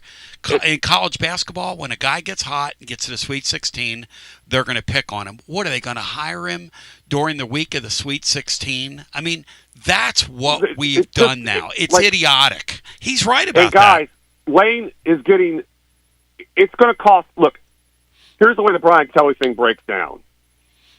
He's going to get $800,000 a month for the duration of his contract, unless they go to him and say, "Look, we owe you 55. We'll give you 40 right now." And Brian Kelly said he's not going to do that. That may change his representation, whatever. Yeah. So $800,000 a month is about $9.5 million a year. Plus the buyout is assisted. How idiotic is you this? hire Lane, it's going to cost you 13. Okay, I'm just telling you. That's what it's going to cost. You're talking about $22 million for your football coach a year. LSU doesn't have that kind of money, man. I'm sorry, they don't. Yes, it does. They don't have that kind of money. Yes, it does. And look, I get it, because Brian Kelly's salary, only $400,000 a year of it comes from the actual LSU athletic department. The rest is paid by their booster club. But man, it's a poor state. Like it's not so much the money for me, but because Woodward, if he's allowed to make this hire, and there's a lot of stuff behind the scenes with the governor and him, and they don't get along. If he's allowed to make this hire, he is going to go for Dan Lanning. He's going to go for Lane Kiffin. He called your people no doubt poor, about it. John. He called your people down there poor. But he like just Woodward. If he's allowed to make this hire, he's going to shoot for the stars. I just don't know if they can. They'll find because this Brian Kelly thing, Tony. You beginning of the show, you talk about how this is all just insane. Yeah, Tony, we're talking about college football. There is no sanity. There is no rational thinking. It's all emotion. And that's what happened Saturday night. Yep. Brian Kelly survived, if that game isn't as ugly as it is. But people in the luxury boxes got pissed that they were getting their ass kicked all over the field by the former strength coach that Brian Kelly fired, Tommy Moffitt. Like, it pissed people off. And it's all emotion. And that's why, like, I'm so happy we have Josh Heupel here because it's stable. I'm good with it. We've dealt with instability for far too long. John, now take a breath. John, LSU is cash poor. They can't pull this off. Totally wrong take. All right. Yeah. Todd Graves is worth $17.2 billion. How many? $17.2 billion. Was that with a B? Yeah. B as in Basilio? B as in boy? B as in Brian Kelly. Todd Graves owns Raising Cane's Fried Chicken. There's a lot of poor people in Louisiana. Yeah. I was one of them. I know what poverty Let's is. Go! I know what poverty's like in Louisiana, but there are also a lot of rich people. And here's the thing. Yes, they can compete with maybe not Texas and Texas A&M. It's a top 3 job in the sport. It is. Yeah, but I'm telling you, it's a top 3 job in the sport. But I'm telling you, when it is going well there, and you have it rolling, it's the best job in the country because everybody loves you. The money's flowing, the party's flowing. You get a ton of night games because television loves having Tiger Stadium on their network at night. No doubt. But when it's going bad, it is. Oh, what a toxic place! I know. Oh. But what I'm saying is, they get desperate. And they can raise money really quickly down there. And they want Scott Woodward. Yeah, you're right. He shoots for the stars. But that's what those fans down there want, too. So here's the problem with Lane. If you don't get Lane Kiffin, I don't think there's any way Dan Lanning leaves Oregon for LSU.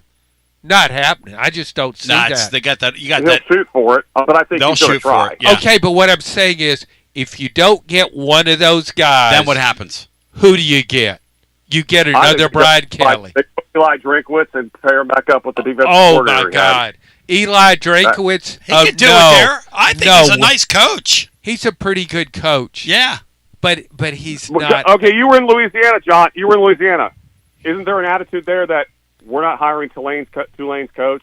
Because they didn't hire Napier. Boy, that's a we're good not hiring point. Lafayette's coach. That's a good point. There's kind of that attitude there. Yeah, right? but that's kind of I think that attitude might have changed now. I don't think that's why they wouldn't hire Tulane. That's why they wouldn't hire John Summerall. Yeah. It's because he's a big name. How many people know in college football know? Casual fans, the average fan out there knows John, who he is. You're trying to get the best coach. Who knew who Urban Meyer was before Florida hired him? Your guy. Let me posit something for you Go ahead. real quick. Go ahead, Mark. This look, an AD, these ADs, you're talking about the insanity of the sport. Why are they doing this? Well, okay, why would they sign Lane Kiffin to $15 million? Because he's not going to come unless you give him that. And he's not going to come unless you have a massive buyout protecting himself, period. $15 million for that guy? What's he won? $15 million. What's going to cost him? You need to get a room with him. $15 million? This is moving to an NFL model slowly but surely, where you're going to hire a GM to put the roster together, and the coach is just going to coach, and the coach is going to get less money, I think. That's why you're hearing like Joe Brady talk down there. That needs to happen. Yeah, that would make sense. Kelvin, who's the guy that's the defensive coordinator for Detroit that played there? Kelvin Shepard? Not Kelvin Shepard. No, I know who you're thinking of because he's in their first year there. But here's the thing: he's got a great point. One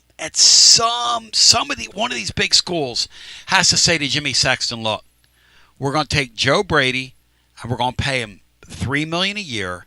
And we're going to take the rest of the money and we're going to put it in the payroll. Joe Brady, do you want the job? Because that's a smart move. Okay, Tony, but here's the thing: these athletic directors are hooked on. Yeah, they are hooked on winning the press conference that's for right. their boosters. You're exactly right. And they got to move past that. And real quick on Woodward. Yeah. People are banging on him about the Jimbo contract. He only signed Jimbo to 10 years, $75 million, 7.5 years. That's palatable. Yep. It was Ross Bjork that gave him the extension that made it ridiculous. That's right. You're after right. The COVID. It wasn't Scott Woodward that gave Jimbo the extension. And he flung for the fence with Brian Kelly, and it didn't work out.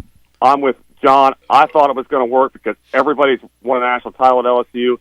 Brian Kelly looked at it, said, well, if Ellen Orgeron and Les Miles can win a title here, I can. And these guys, and also these guys that are a little bit older school coaches, what's changed since Brian Kelly took that job? NIL and transfer portal. That's right. These older school coaches, Saban, even dabble a little bit, Brian Kelly, they didn't get into coaching. When they got into coaching, they've coached for 35 years, and this landscape has just totally changed. I don't even know if Brian Kelly gets back in. But one more thought, and I'll get off the air because I know everyone wants to talk. LSU, all they had to do was just chill for about a month and see, because Trace Armstrong actually represents Brian Kelly, not Jimmy Sexton, and see if Trace Armstrong could get Brian Kelly the Penn State job. And you just wash your hands of it. They won't do it. But they got so emotional Saturday night because they got their ass kicked, and he's lost to 3 top 10 teams this year. That's it. Lost to 3 teams in the top 10. They got so emotional that they made a $55 million decision like that. It's just... Tony, it's insane, but that's college football. It's all emotion. Thank you. It's a question. Tony, I don't blame anybody for thinking differently. I would trade 10 College World Series titles for a football title, and I think we're going 10-2 because the 2 tough games are at home. Talk to you later, bud. Thank you, Mark. Mark's pretty good when he's on point. And he's right, Matt. It is a game of emotion. And that's the thing we love about it, right? It's also the thing that's flat out crazy about it, though, Matt, at the same time. Absolutely. It's a total wild card sport every week. Total wild especially card. now with parity. And he's right about this. If they would have just waited, there was somebody last year that if they would have just waited 30 days, they would have owed him like a couple million, several $1 million less. And they asked this dude a question. They got his ass off their campus. They were like, look, it ain't worth $8 million looking at you for another 30 days. I forget who it was. But I think that's a winner's mentality. I think that's crazy. It's crazy, but it's a winner. Do you Mark really actually think? Had a good call today. Do you really think if Jeremy Foley was still the AD at Florida, that Billy Napier would have begun this season as a head coach? Yep. When Jeremy Foley is the AD, when he was there and he made a determination, and he hired Ron Zook, didn't he? I think he did. Yes. I don't think he ever hires Billy Napier if he's there. Well, but I know. But I'm speaking hypothetically. If he's there, and he looks at he would have made a determination 2.5 seasons in that Billy Napier's not going to work out. Because his saying was, do the inevitable immediately. And so does that? See, that's another thing I wonder about how good that Florida job is. Yep. If you can't handle a buyout, can you handle what it takes to finance an NIL program in this era and win a championship? Negative. Vols Deep says the following. Lanning would leave Oregon in a heartbeat for LSU. The Dickens, you say. 1 30-second timeout, and then more after this. College football fans, Chris Fowler here with the play call. This season, go for Dose with ice-cold refreshing Dos Equis. It's more than a single play. It's a mindset. Think of it as a 2-point conversion for real life. Taking the risk, making the bold move. Whenever we get the chance to go big, we take it.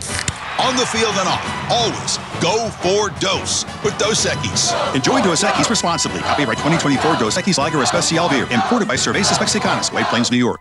Chilio here, and my friends at Carnes Motor Company started with a dream over a quarter century ago. I met Rob and Brian back when I still had hair, and they were working at a huge dealership in West Knoxville. But they told me back then they wanted to sell cars on their terms, and I wanted to do radio on my terms.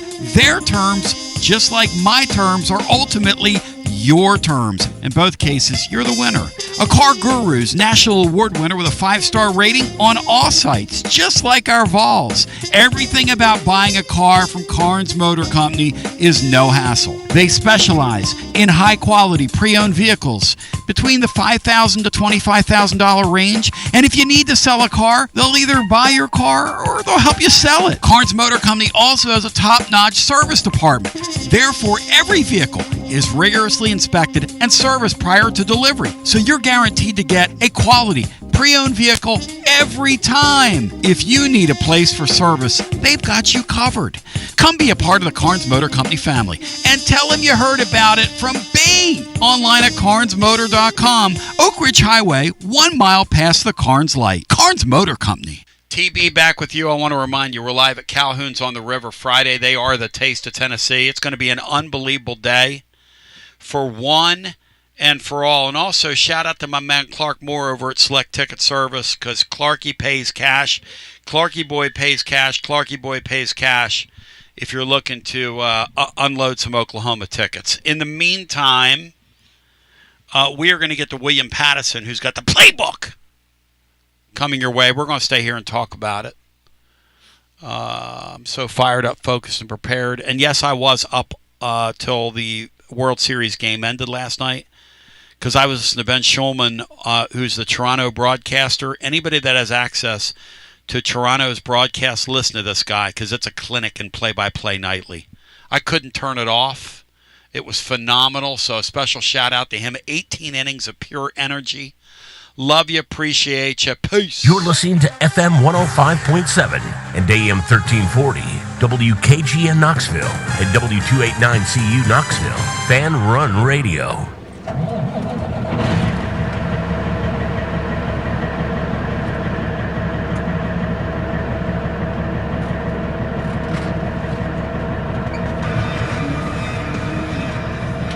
It's TLD Logistics Overdrive Overtime, presented by TLD Logistics.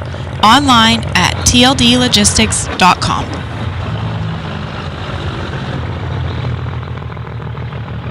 And now let's go to the guys with today's edition of TLD Logistics Overdrive Overtime. John, I'm listening to that Ben Schulman guy last night paint the picture. It's the most incredible call of a game. And he went all in even when Freddie Freeman hit the home run, because he was like, look, man, we've been here 6.5 hours.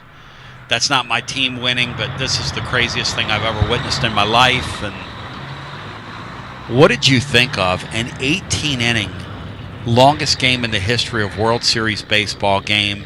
And Matt Dixon, did you stay up or go to sleep? Were you guys up watching it at the end? John, were you up? Well, I was watching it in the den. Right. I don't know, 11th inning maybe? Right. And then I said, well, I tell you what, I'm going to bed. I'm going to watch the rest of it back there. Yeah. I did something along the way. I had to check something on my computer, checked it, went back and turned it on the TV. Yeah. And it was a weathercast. And I go, maybe they just broke in. I mean, maybe they switched it to Fox Sports. Yeah. Switched the telecast. So you I could see flipped it. over there. Yeah. No, it wasn't on there. No. They came off the game? Did they go back to it after the weathercast? No, I went back on there and I didn't say. You got to be kidding me. No, I didn't know what happened. You know, Is that true? It was true in my house. I don't know if it was in anybody else's. I had the same problem. I had to pull the game up on the Fox Sports app, What? I guess the local station started showing their news. What? Some reason, but I made it to the 12th inning, and that was it for me. Okay, what you do if you're the local station is you send everybody home after it's like the 12th inning. You go, okay, no news. Because the Toronto people, they have a post-game show like this one, like we do. After the thing was over, I've never heard a play-by-play guy do this. He goes, look, to his audience, we have sponsored elements in here, okay? And sponsors have paid, but we're skipping all of it. Because these guys need to get some sleep, and it's 3:30 in the morning. The game ended at 3:30, guys, in the morning. And the Dodgers, they both ran out of players. I mean, it was So I didn't know how it ended. game. They need to do the ghost runner. Yeah, Freddie Freeman hit a home run to win, and they needed to text a buddy and needed a run. They needed the ghost runner. How could you leave the game if you're televising So it? Chris Hudson says they went off for 30 minutes, but it came back on. You can't do that. But how could you? You didn't tell me what you were doing. That's the greatest thing I've ever heard. I'll tell you what, to those people, try that during a UT game. We're in the middle of the fourth quarter. It's time for our news. We'll be right back. They would never do that because... I know, but the World Series is kind of a big deal, guys. This is Americana. Yeah, I mean, on the screen, at the bottom of the screen, on the crawl, you say, we're going to leave you, but we'll be back. Talk to the camera. Tell the camera that. Well, we're going to leave you, but we'll be back. There you go, John. I like how you did that. Well, I'm mug for the... But there was, I mean, ESPN, anytime a game's running along, it says, okay, you can pick up the game on ESPN News. Or you can pick up the next game, whatever, however they want to do it. But they let you know. I'm watching one of the greatest World Series games that's ever been played. Ever. And I go back, and all of a sudden, it's local weather. So you guys are telling me the truth. Like, it was. Matt, are you doing a bit right now, or did that really happen? You guys doing a bit here? Come on now. No, it happened. Why would we make a bit about that? No, you went from one of the greatest World Series games of all time to a local weather forecast? Matt, people that think this Elander guy is not going to win here, I got news for you. He going to win here. And the stadium's going to be packed. And here's why I know that. Because he's kind of like Tony. He doesn't have the Tony, whatever you call it. But he's Tony. He's a yin to Tony's yang, and they're two maniacs.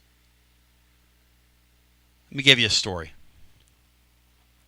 And I wasn't going to tell this on the air because I don't know.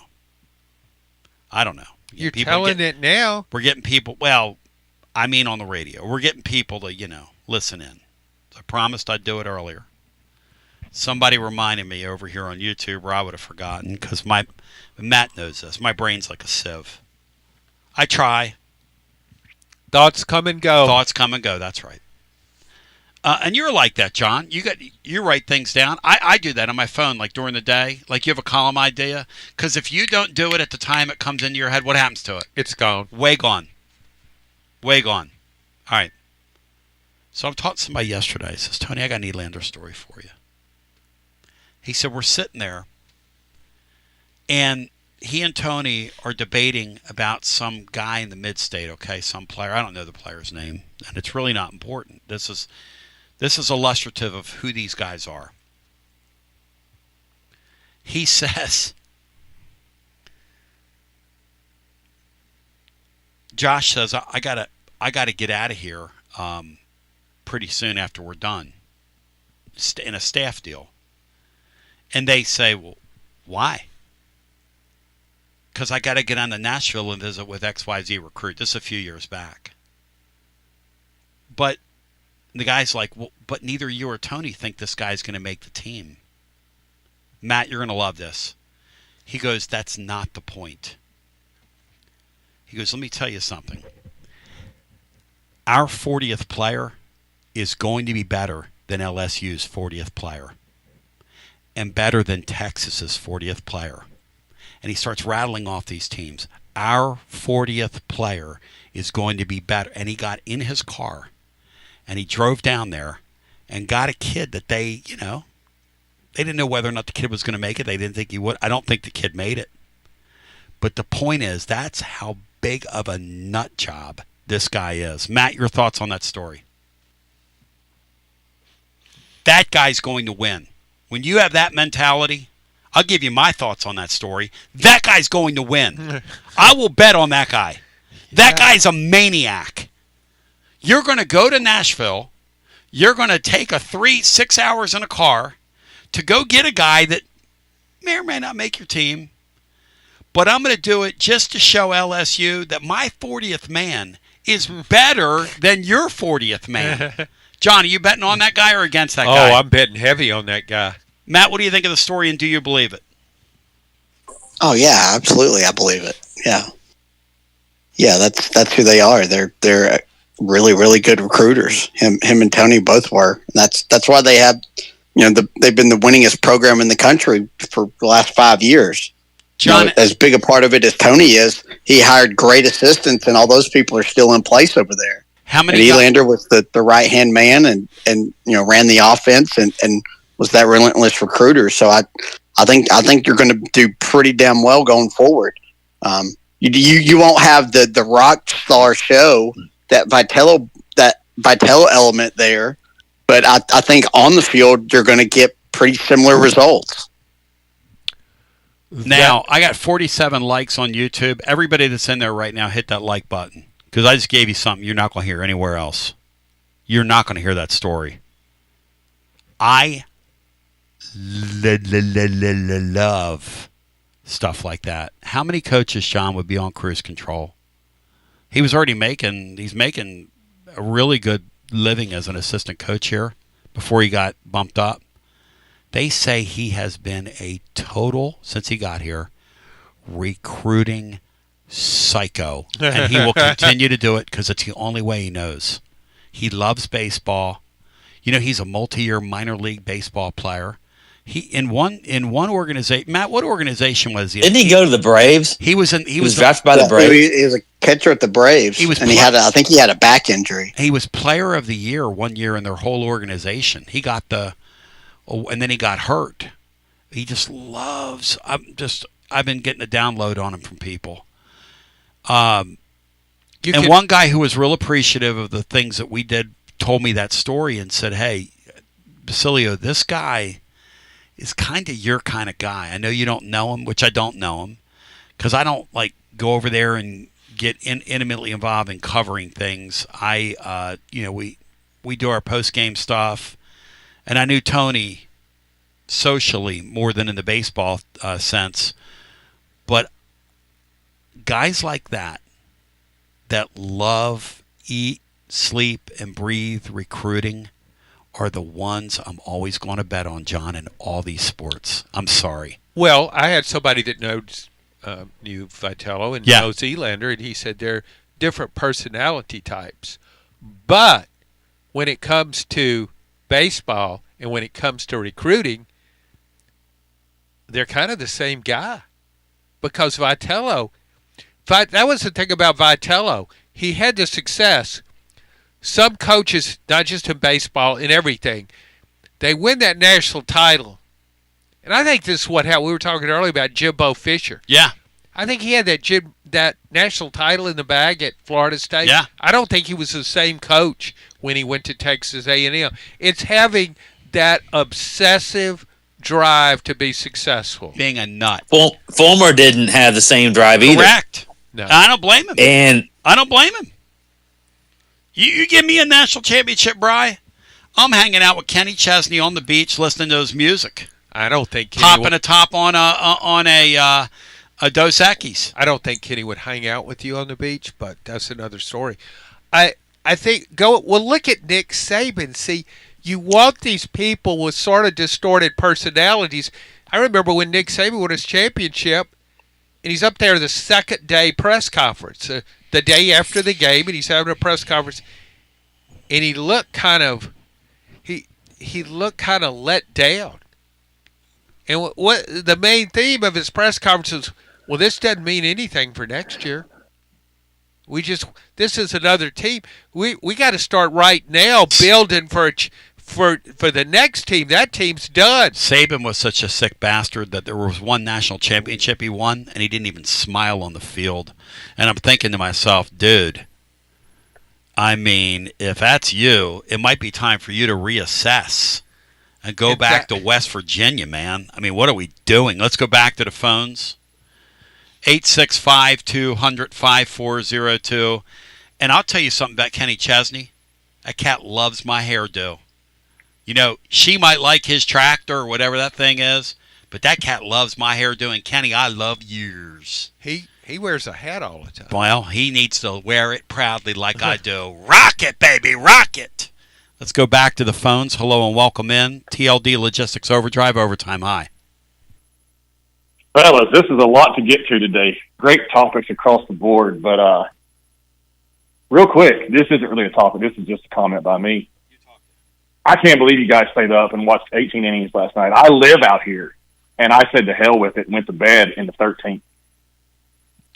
Well, I tried to watch it, but I couldn't because it was on TV out here until the very end, I'm told. Well, by all my buddies that were out at bars watching because they love the Dodgers, and I could care less about them. Could not care less about them. Well, if I want to know what the weather is, there's a weather channel on my with Comcast. I can get any time I want it. There's 14 weather apps on your phone, and there's a weather channel all day long. That's crazy that they did that to you guys, but anyway, and they didn't tell us. Go ahead.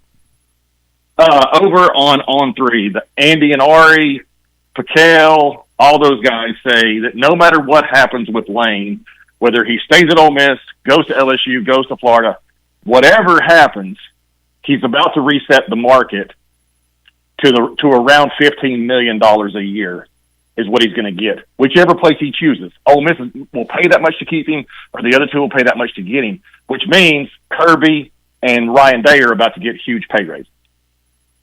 That's how it works. Yep. And that's the thing. LSU has that kind of money that they can pay. Of course they do. They can buy so out. So does Tennessee. So does Georgia. Now, do they want to pay that much? No, but they got the money. They can make some phone calls and get a dude who's got that kind of money laying around. And it's almost like it's not fiscally responsible, but it's almost like it's an ego thing. Well, we want to have the highest paid coach in the country too. Well, I mean, if you're not willing to pay Lane Kiffin $15 million and you think he's your best chance of winning, then you're doing your fans a disservice because he's going to be somewhere else, and you're not going to sell at your stadium, so you end up losing money. Nick Saban was worth every single cent they paid him out in Tuscaloosa the last whatever years. And what LSU you paid know what? Well. He would have been worth $20 million a year, and they still would have made money. But Lane Kiffin, I don't know if a head coach. He's not Nick Saban. I'm just saying if it's the guy you want, no amount of money is too much if it makes your program what Alabama was under Saban. Well, I don't know that Lane Kiffin, for a coach who's never won a championship, never even had a playoff team. Never been to a playoff. I don't know if he just won his coach, first top 10 ball game on the road. No other coach has been in Lane Kiffin's position where he is the guy. I mean, I guess if Kirby Smart said, okay, I'm tired of Georgia, I want to go somewhere else, with 2 national titles, he would command that kind of market. But Lane Kiffin, he's at the very top. You mentioned Dan Lane. Lane Kiffin's the guy that's at a job that people think he will leave for a bigger job. Like Dan Lanning's probably more the guy, or like you said, other guys that are at premier jobs. Lane's at a job at Ole Miss. They think he's a great coach, and he's at a job that they really don't believe is a big deal. Nobody thinks Ole Miss is within like 20 steps of being a blue blood. Well, that's what's going on with Lane. But you're right. But here's the thing about Dan Lanning that Lane Kiffin has been successful. Heck, he was successful at Tennessee when the program was at the bottom of the barrel almost by Tennessee standards, and he came in and he had a winning record. He was an offensive coordinator on a national championship team at Alabama. He's part of the SEC fabric now. Dan Lanning was an assistant coach at Georgia, defensive coordinator, did really well. He's never been a head coach in the SEC, and he's way out there at Oregon. And there are going to be some people, I think, that are signing these checks, say, well, yeah, he's done that at Oregon, But I don't know if he can do it in the SEC. We don't know.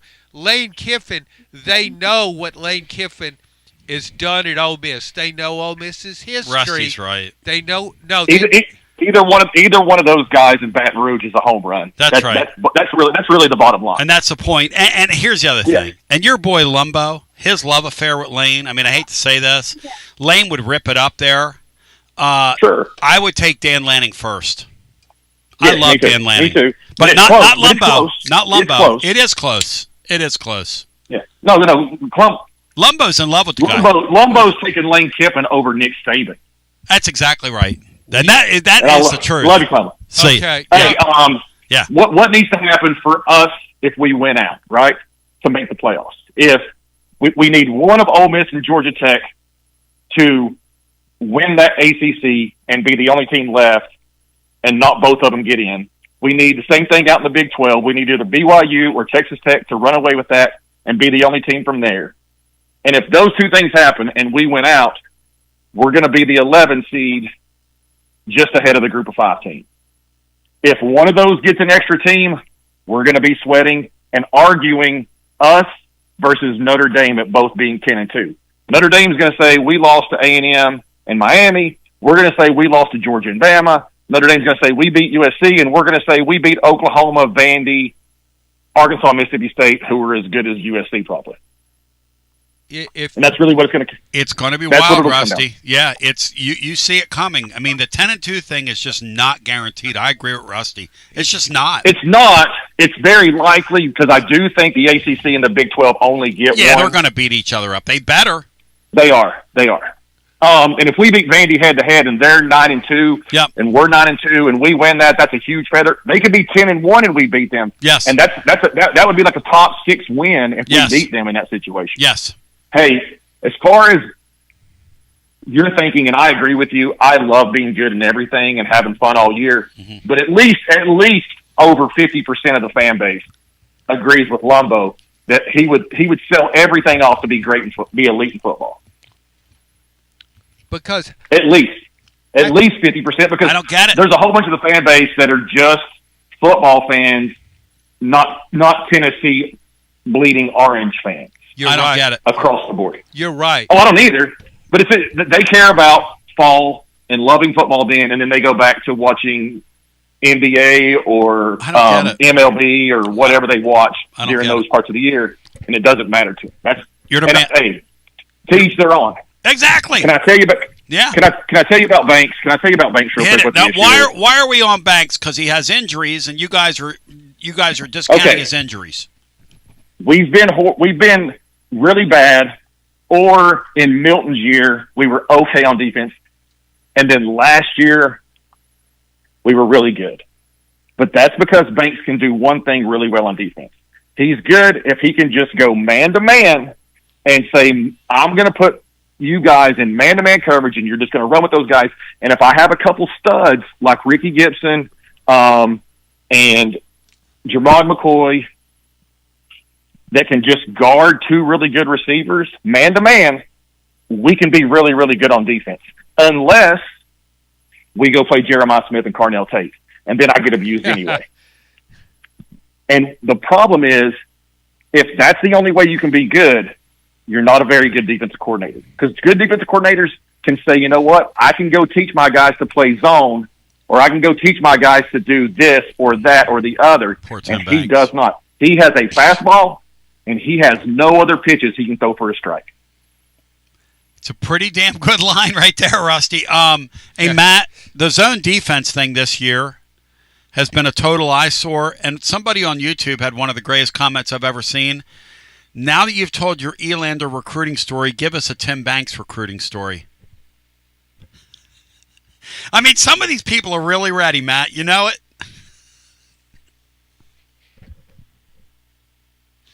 No, they are. That is a really good line. Well, Rusty brings up that Ohio State game. The way last season played out, it was great for Tennessee to make the playoff. Really needed to make the playoff, and it did that. But what followed was the absolute worst-case scenario. Not fair to them. They didn't belong in that. SMU should have been here. I know, but that was just not fair. Yeah, but But that's what might have been. Here's what reality. John, it wasn't fair. It was ridiculous. Well, forget whether it's but fair. The format was ridiculous. I mean, it was. I understand. Oh, please, come on. No, it's the truth. No, Tennessee fans. The format was what it was. Bull. Yeah. No. Yes. You didn't belong in. You had that season. John, you had a season, and you were done before Christmas, which was us weird. Like total garbage, man. You had an easy SEC schedule. You played nobody in non-conference. My man Alan Ward's wondering what I'm eating, and I am eating because it allows me to keep doing the show. It looks like you just spread ketchup. I've on got your these piece low of carb. bread. I've got low carb wraps, okay, and they're really good. I'll get you the brand name, Alan, if you want them. These are so good. I've got a 4-cheese Mexican blend on top of some really good like pizza sauce, but it's like organic pizza sauce. And then I throw crushed red pepper all over it. It is utterly delicious. It's so good I crave it every day. Nobody cares. He asked me what you were eating. Okay, and we're all like family here. That's 1 in 100,000. Nobody else cares. Matt, do you think people are curious about what I'm eating?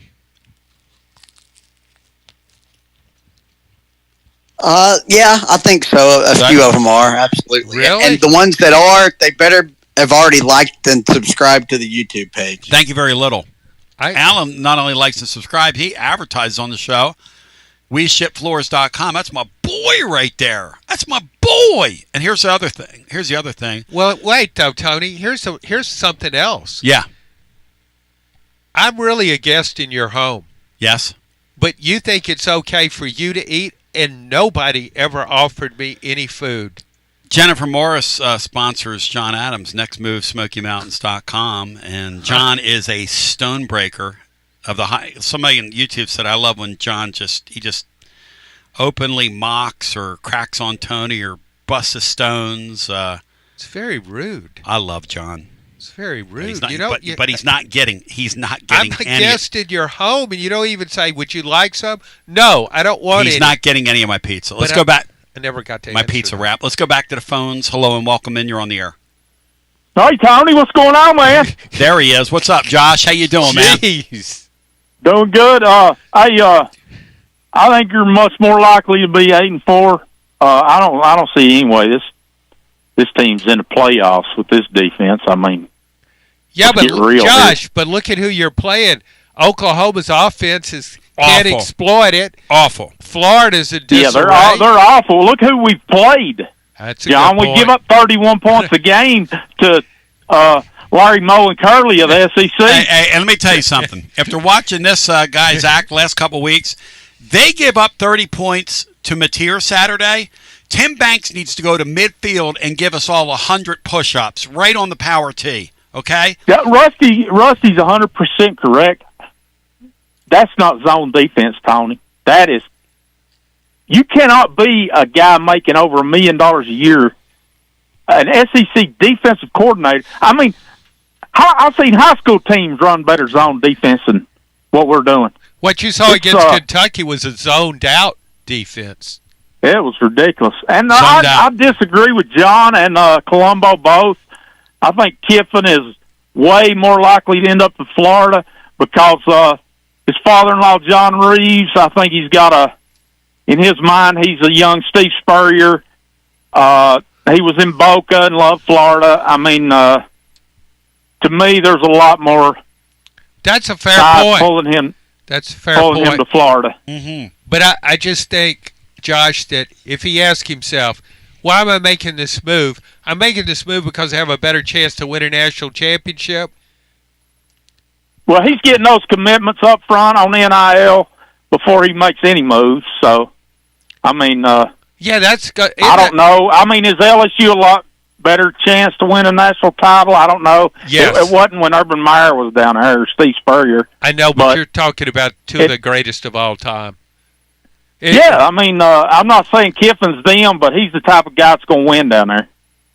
Yeah, and when they get that rolling, they win. They win big. I don't think Florida has the NIL money that LSU does. Hey, Matt, could Kiffin win a natty there? What do you think? Or are they too cash poor? What's your read on it? Oh no, I think you can win a national title at either of those places, but I do agree that Kiffin's exactly what Florida fans want in their head coach. No question. They would. They're fourth, Tony. They're fourth in NIL valuation right now. Look on 247. They're fourth. What They're are we? ahead of us. What are we right now? We were 14th. I think Tennessee's better than that. Where's LSU ranked, Josh? They were in the top 10. Florida was above them. Texas, Oregon, Ohio State, and Florida, Georgia.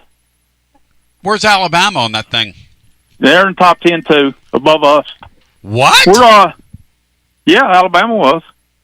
I don't. On 247 they was on NIL valuations by team. I don't buy that, Josh. I think Tennessee's got more NIL money than Alabama does. Yeah, I don't know. I don't know how they figure that, but maybe it's the whole athletic department. I don't know. I think if Alabama had more NIL money, Nick Saban wouldn't have left. That's exactly right. He wasn't tired of coaching. He didn't want to coach where he wasn't at an advantage. Didn't have an advantage. Yeah, I mean those days are completely gone, and we're like you were talking about Ed Ogeron. His value is diminished now. It doesn't matter how good you can recruit; it's how many Benjamins you're handing out. Those elite recruiters, they're devalued. That's like you were talking about earlier in the program, Tony.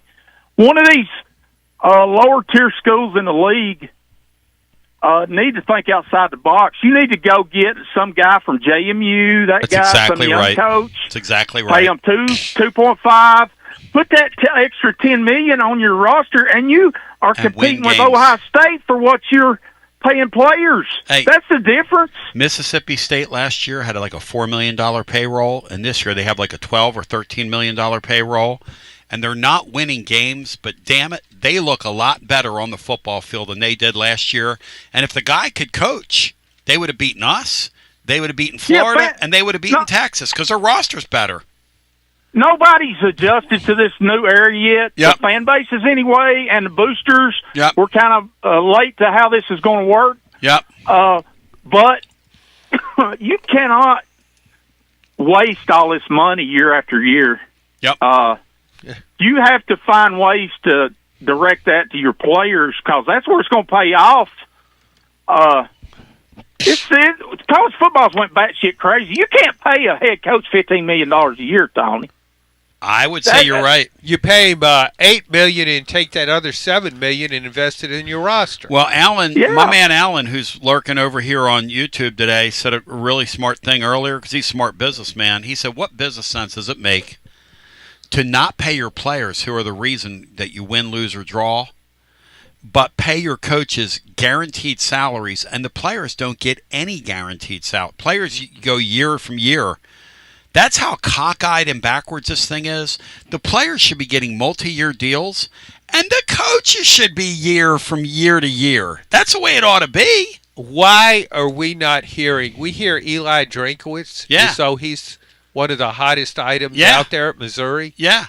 Why do we not hear Kirk Cignetti? Because he's already signed. Kurt Cignetti, that AD went to him when he got I know hot. he signed, but coach, people break contracts all the time. It's like a $90 million buyout. It's crazy. Will you answer my question? There you go. They locked him down because the guy went They to need him to really once a week. study what he's doing, though, Tony. As far as he's got some players. It's not just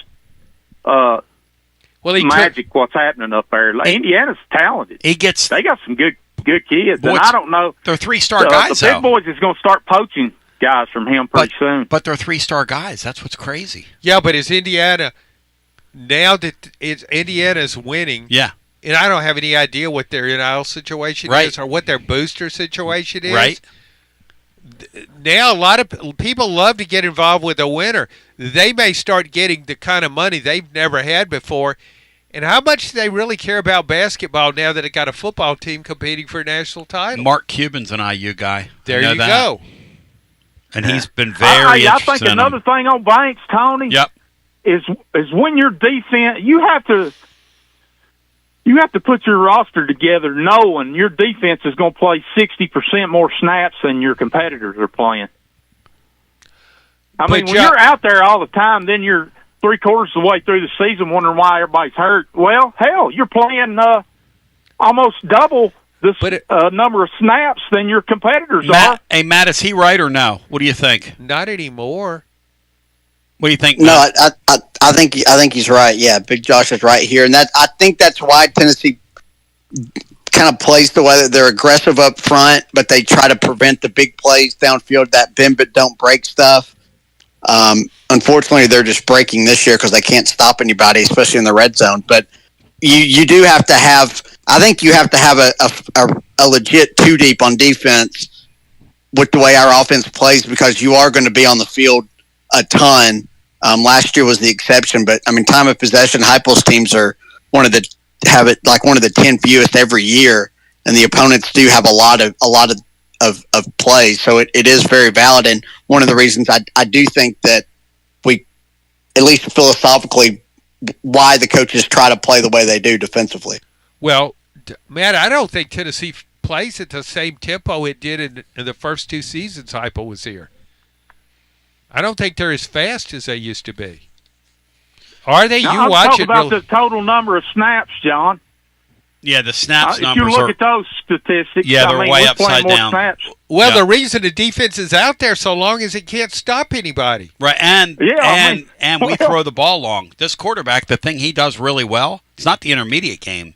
It's that long ball, so you score quickly. I know, and I was thinking about that when we had Mason on from Oklahoma, and he was saying attack their safeties. He was saying their safeties haven't played that well. Well, that's like a neon sign for Joey Aguilar. Hell yes, it is. They better attack those guys this week. Hey, Tony, is there any way the SEC get 5 in? Sure. Oh, yeah. Sure. Well, to me, the only way I've seen how they get 5 in is if Ohio State has to. If Michigan somehow beats Ohio State again at the end of the season, right? They're getting in. Yes, 10-2, but they won't. They won't beat them. They won't beat them this There's year. Nobody gonna beat that Ohio State team. That was the only way they could get 4 in, from what I could make out for the Big Ten. So, here's the thing that's going to get Tennessee, if something gets Tennessee or a 10-2 team in this league sitting there at the end of the year, but particularly us. If Miami does not scratch back into that ACC championship game, that's going to be big trouble, because now the ACC is a 2-bid league, and that's a real monkey wrench. Miami's getting in. Well, they're automatically in. That's exactly right, because they had that loud win over Notre Dame earlier in the year, and that's gonna really help them. Here's another thing. Georgia, Alabama, Texas A&M are getting in, and then if Ole Miss wins out, which they should, they're getting in. They're favored in every game. They should get in. That's right. So the only way we could get in is win out, and you're playing Vanderbilt for a trip. And hope and pray. 15. Yep. You're right. 15. Thank you. Anyway, thank you, y'all hang in there. See you guys. Yeah, I mean, it's not a guarantee at 10-2 that the Vols are in. I'm just, it's my belief. Not right now. Miami has got to get in that ACC championship game and win the damn thing. Here's another thing and I don't know how this will. I think Tennessee fans should pull for Texas Tech to win out. Texas Tech has 1 loss. Yeah. Okay, that was without its starting quarterback. Now maybe the selection committee. This is not a fair setup right now. Let's face it, the SEC and Big Ten are perceived differently. Yes. Will it give Texas Tech to say, well, it lost, but it had its quarterback hurt. Yeah. So if it's I don't know if he's going to play against BYU. If BYU wins the championship, that damn BYU thing, John, is the craziest. Matt, how do they keep winning? Explain to me how they're unbeaten. Every week they perform a miracle on the field. Every week, Matt. Well, they've got a bunch of 24, 25, 26-year-olds that don't let the emotions get to them as much as other teams, and they play composed. Yep. So they can withstand those negative plays and getting down in games, and they're just very resilient, and they play their asses off. Like they play so hard. Yes, they do. And they're so physical that they can wear teams down even if they're getting beat early. They lost their quarterback, and then they got one who wears number 47. And on the Yeah. playoff thing, don't shoot the messenger here. I'm just telling you that Miami, that ACC thing, when you start looking at, because Josh just listed the playoff teams in the league. Unfortunately, Georgia's one of them, and we should have knocked them out.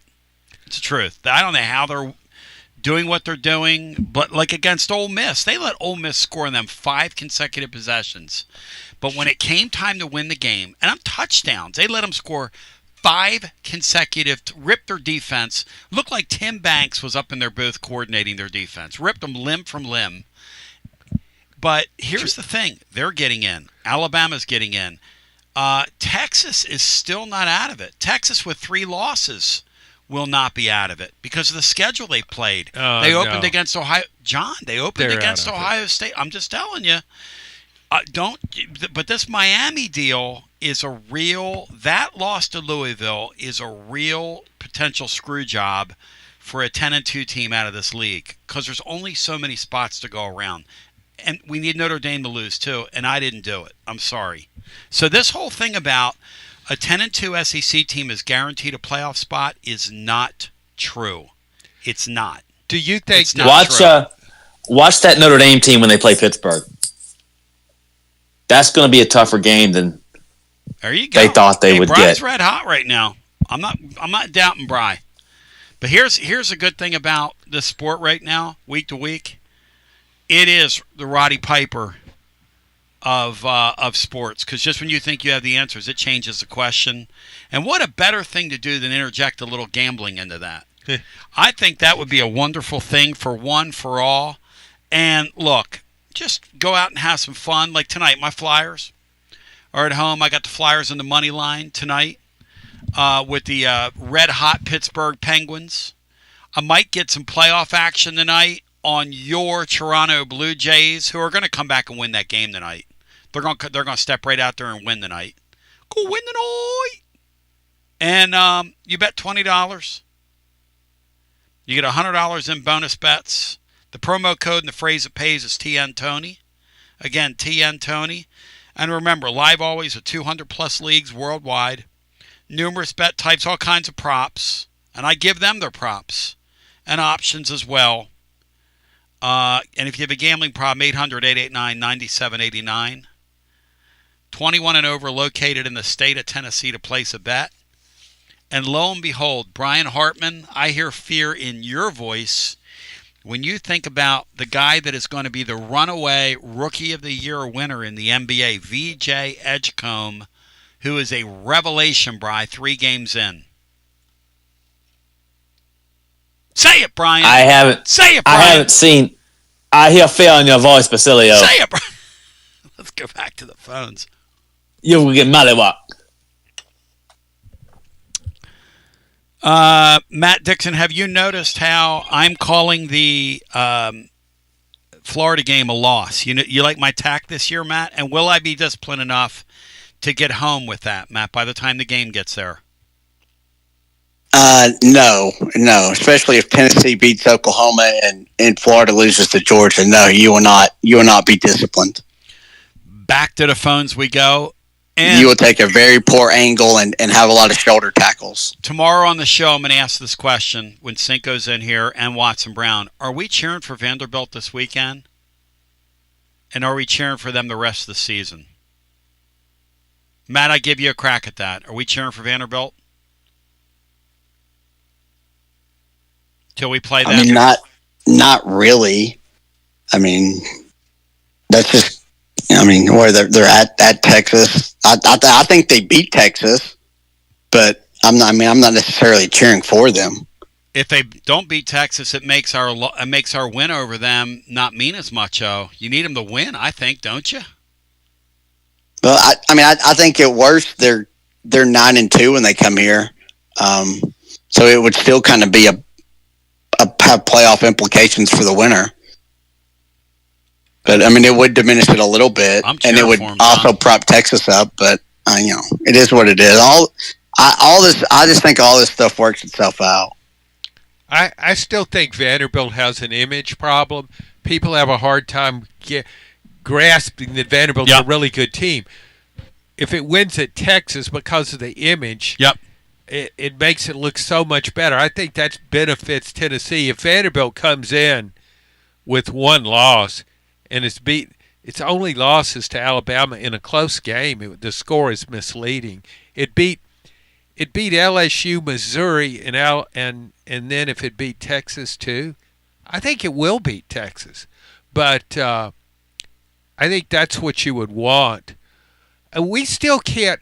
You know what? We got to keep in mind. Matt says, well, this thing will work itself out. That's a real good point. Because look at all the upsets and unexpected developments we've had. There are going to be more down the stretch. Yeah, but we're doing talk radio.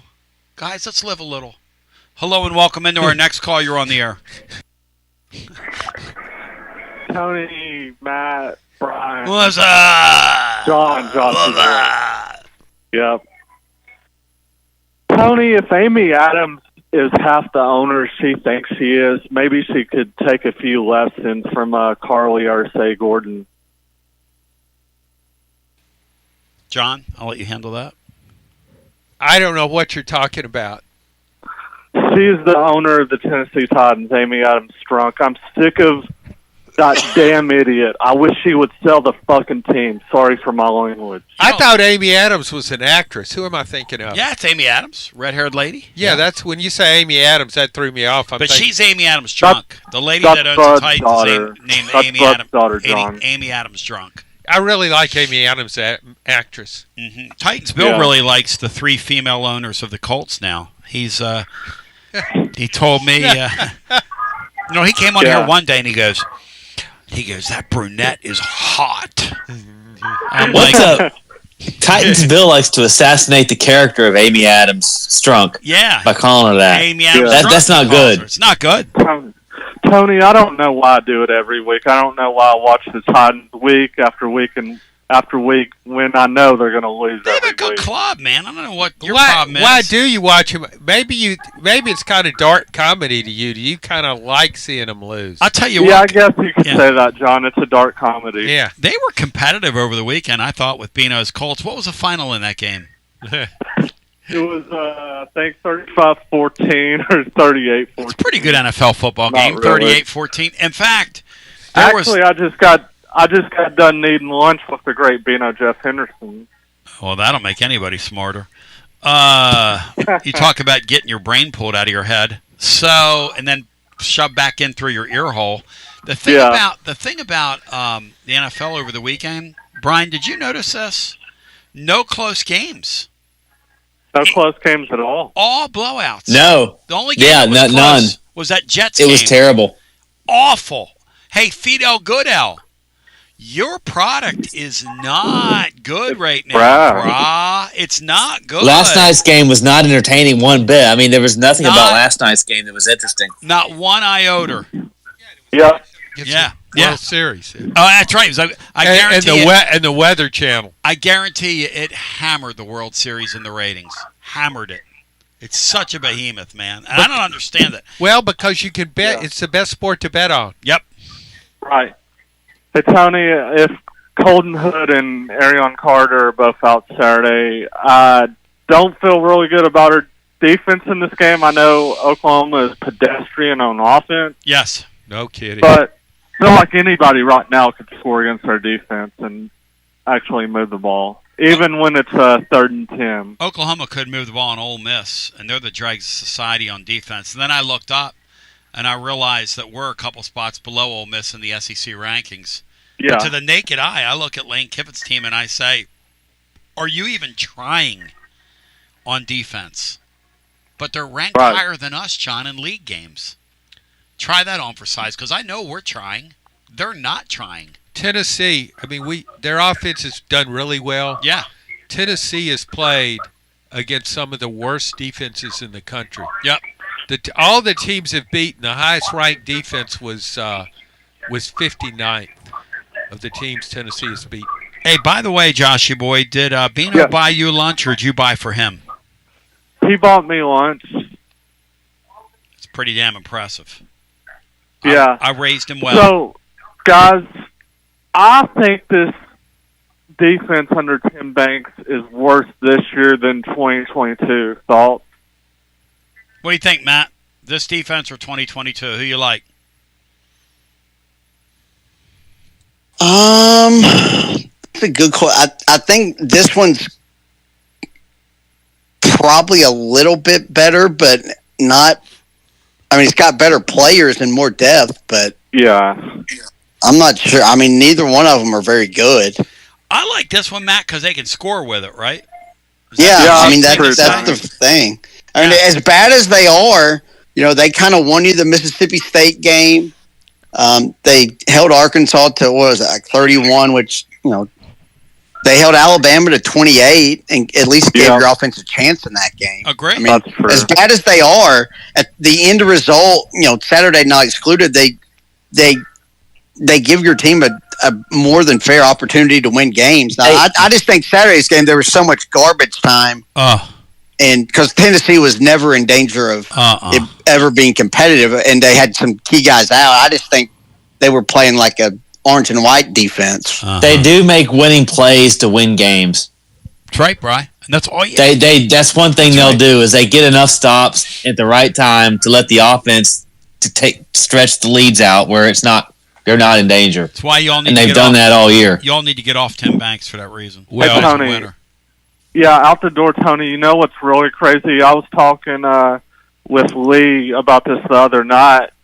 If both Georgia Tech and Virginia go undefeated, meet in the ACC championship game, Miami wins out, goes 11-1.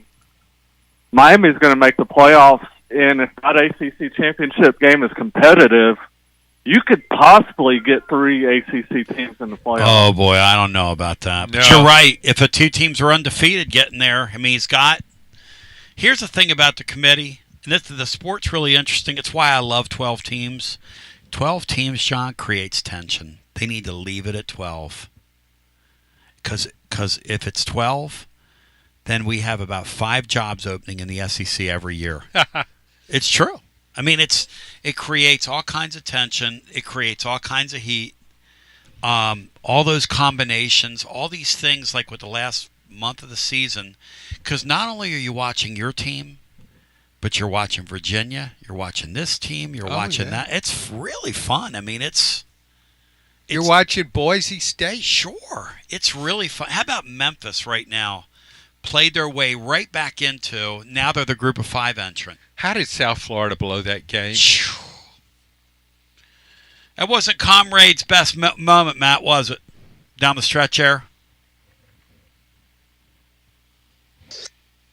No. I think they were outscored 17-0 in the fourth quarter, which it's a little bit scary. And you had Golish blow that lead. Jeff Lebby blew his lead.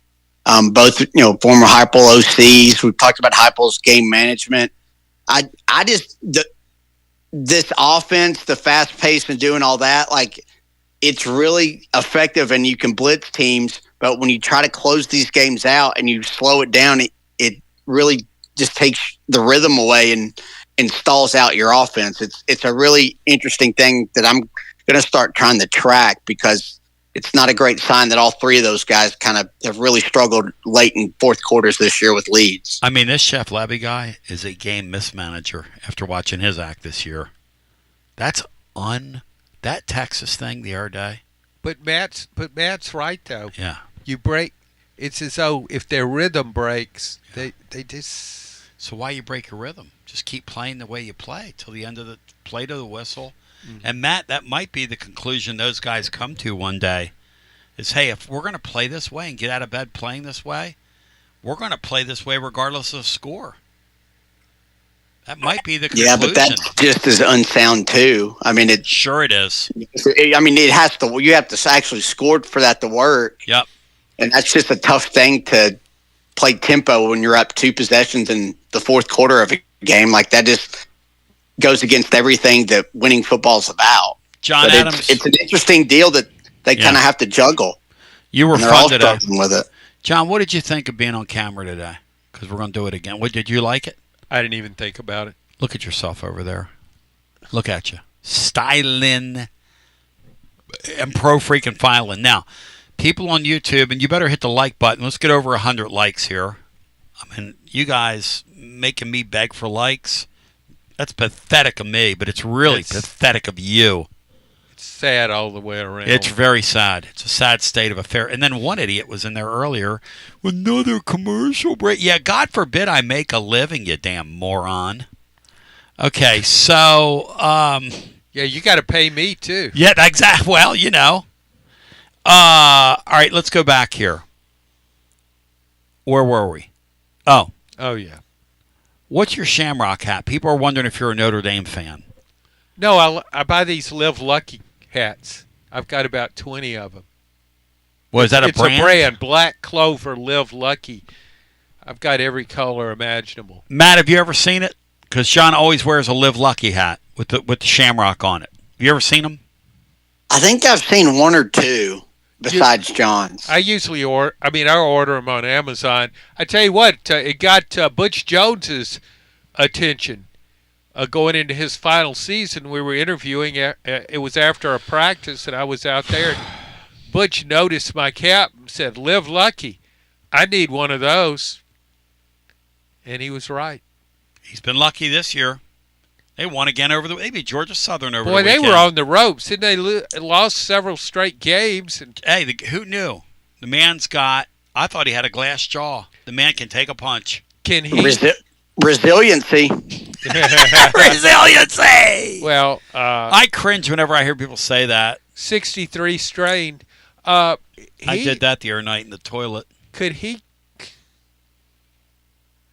he get another coaching job? Could he get a better job off this season if he has a winning season? That guy? I'm just asking. You know he's trying to get that Arkansas job. I bet you he's tried the back channel into getting at least an interview. You know that with that damn Arkansas job. But that's not zero possible. chance of getting. No. Why not, guys? Why shouldn't Arkansas hire Butch Jones?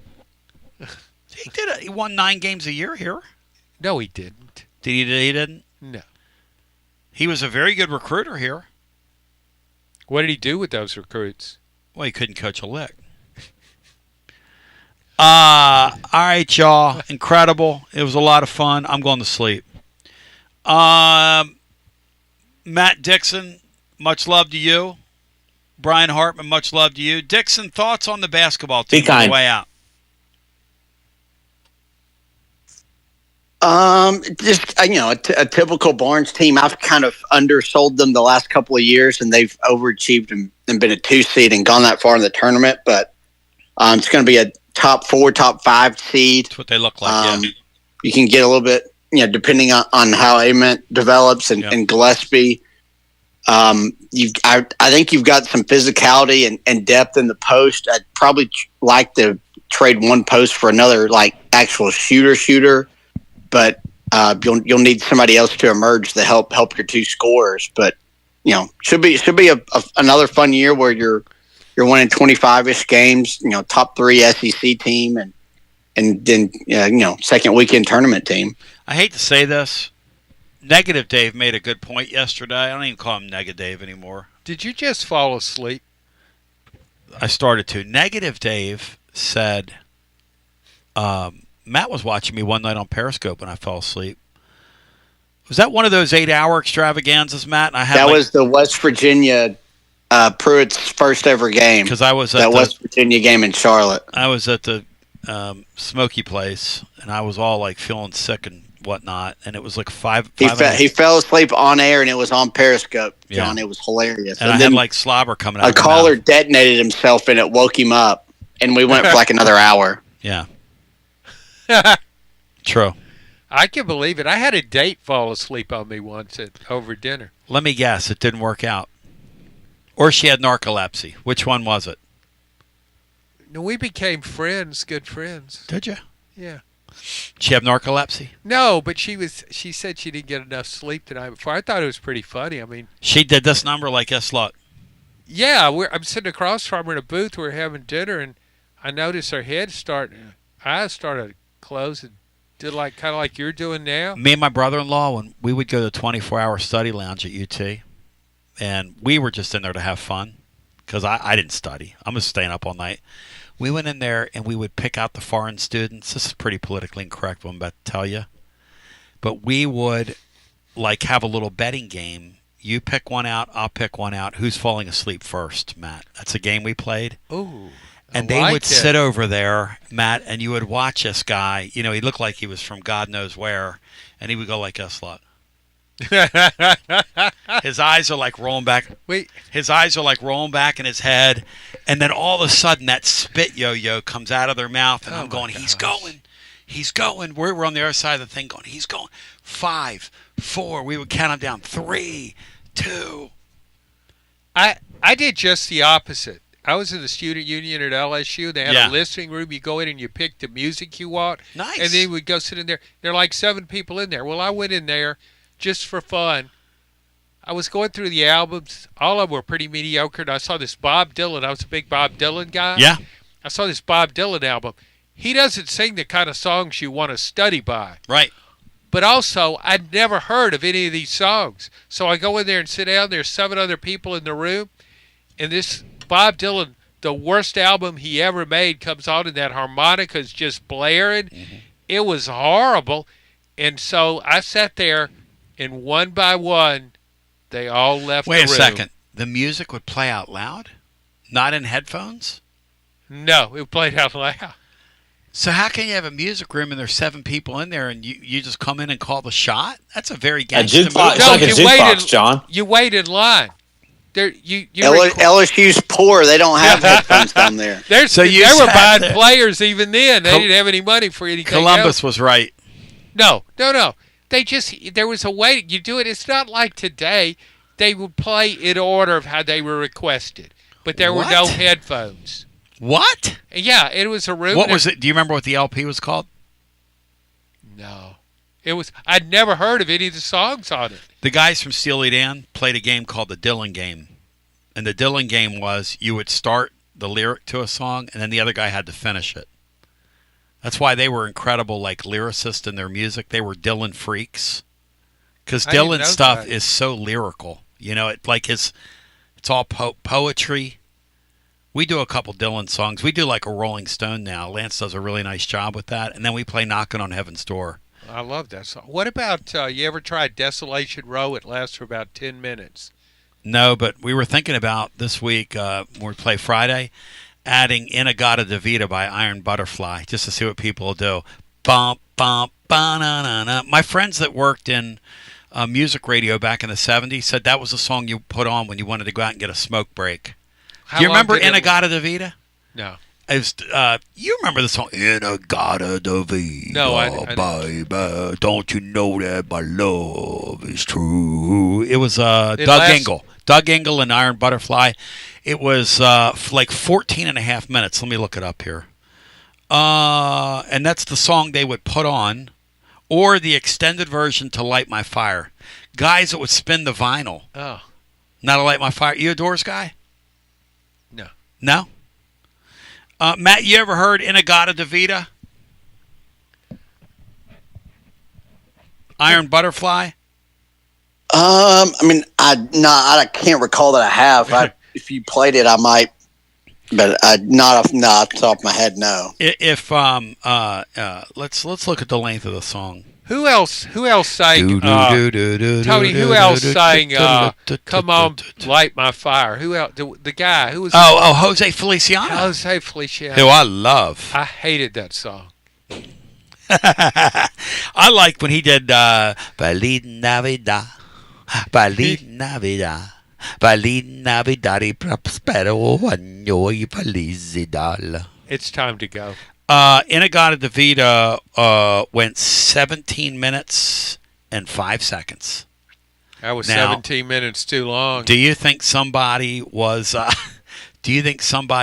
Consuming some, shall we say? What would the word be for that? Hallucinogens? It had like a 9-minute drum solo in it. Boom, boom. Oh, won't you come with me? Tony. Yeah? It's time to go. All right. I want to thank my friends at TLD Logistics. They're online at tldlogistics.com. For some reason, they presented that and continue to present it every day. God knows why, but I appreciate them. Sponsor them when you get the opportunity. Shout out to Jennifer Morris, Next Move, SmokyMountains.com, who I just love. And she's a Keller Williams. And Jen, I just love you. You're a bright light in these murky times. What? She's rolling her eyes right now. Why? Because you're hyperbole, man. It's not hyperbole. I Yeah, meant yeah, every it word is. of that. I mean, everybody's Okay, the greatest. who goes to bat for our community the way she does? Oh, she's terrific. Have I ever said something like that about you? You say it's hyperbole. No. You All right, never well, have. just checking. Okay. All right, we appreciate you. Peace. GBO. And Friday, I'll be live with Bino. And thank you, Matt Dixon. Peace. And I gotta defeat a woman. Really, really, really. The 60s and 70s, John, had some good music. But, man, the misses were real misses. Back in the drug era, some of those bands were... Oh, man. Were you a Jackson Browne fan? Yeah. Okay, so Jackson Browne had a great quote. He said, you know why I don't write music like I used to? And the interviewer was like, no. $. He goes, last year, and he doesn't win an SEC game this year, and he's making $9 million. You go ahead and bust that math for me, John. It's a lot of millions for a win. It's a lot of money for a win. And That's really $4 million for a MAC win. That was a bad Kentucky. They have no chance. You're paying that guy not. You know why? Because Jimmy Sexton plays these people like Stradivarius violins, R.I.P. ZR. And he went to Kentucky and said, hey, LSU's showing interest. Hey, sweetie, can you give me a 2-camera shot with John? I know we're... A&M was going to hire him. Remember? What? A&M had him hired, and they kind of vetoed. What? Yeah, I mean, come on, Tony, you remember this. Yeah, they Shiano Sunday'd him. They kind of, it was a little Shiano Sunday, and their board of regents stepped in. They were going to hire him. John, they owe him their buyout. I was telling somebody today that knows. Within 30 days, they owe the full buyout. How in the hell, when you're at the University of Kentucky, could you ever get yourself behind the 8 ball like that? How do you do that? What are these people doing? Then LSU, man. I mean, you're familiar with that. You grew up down there. The governor's involved? Oh, yeah, well, that goes... The governor? Always. What? That's a very political state. I mean, you could say any state's political, but it runs deep there. Huey Long, years ago, when he was the governor, he was assassinated. Huey Long might have been president. He was a great speaker. Mm-hmm.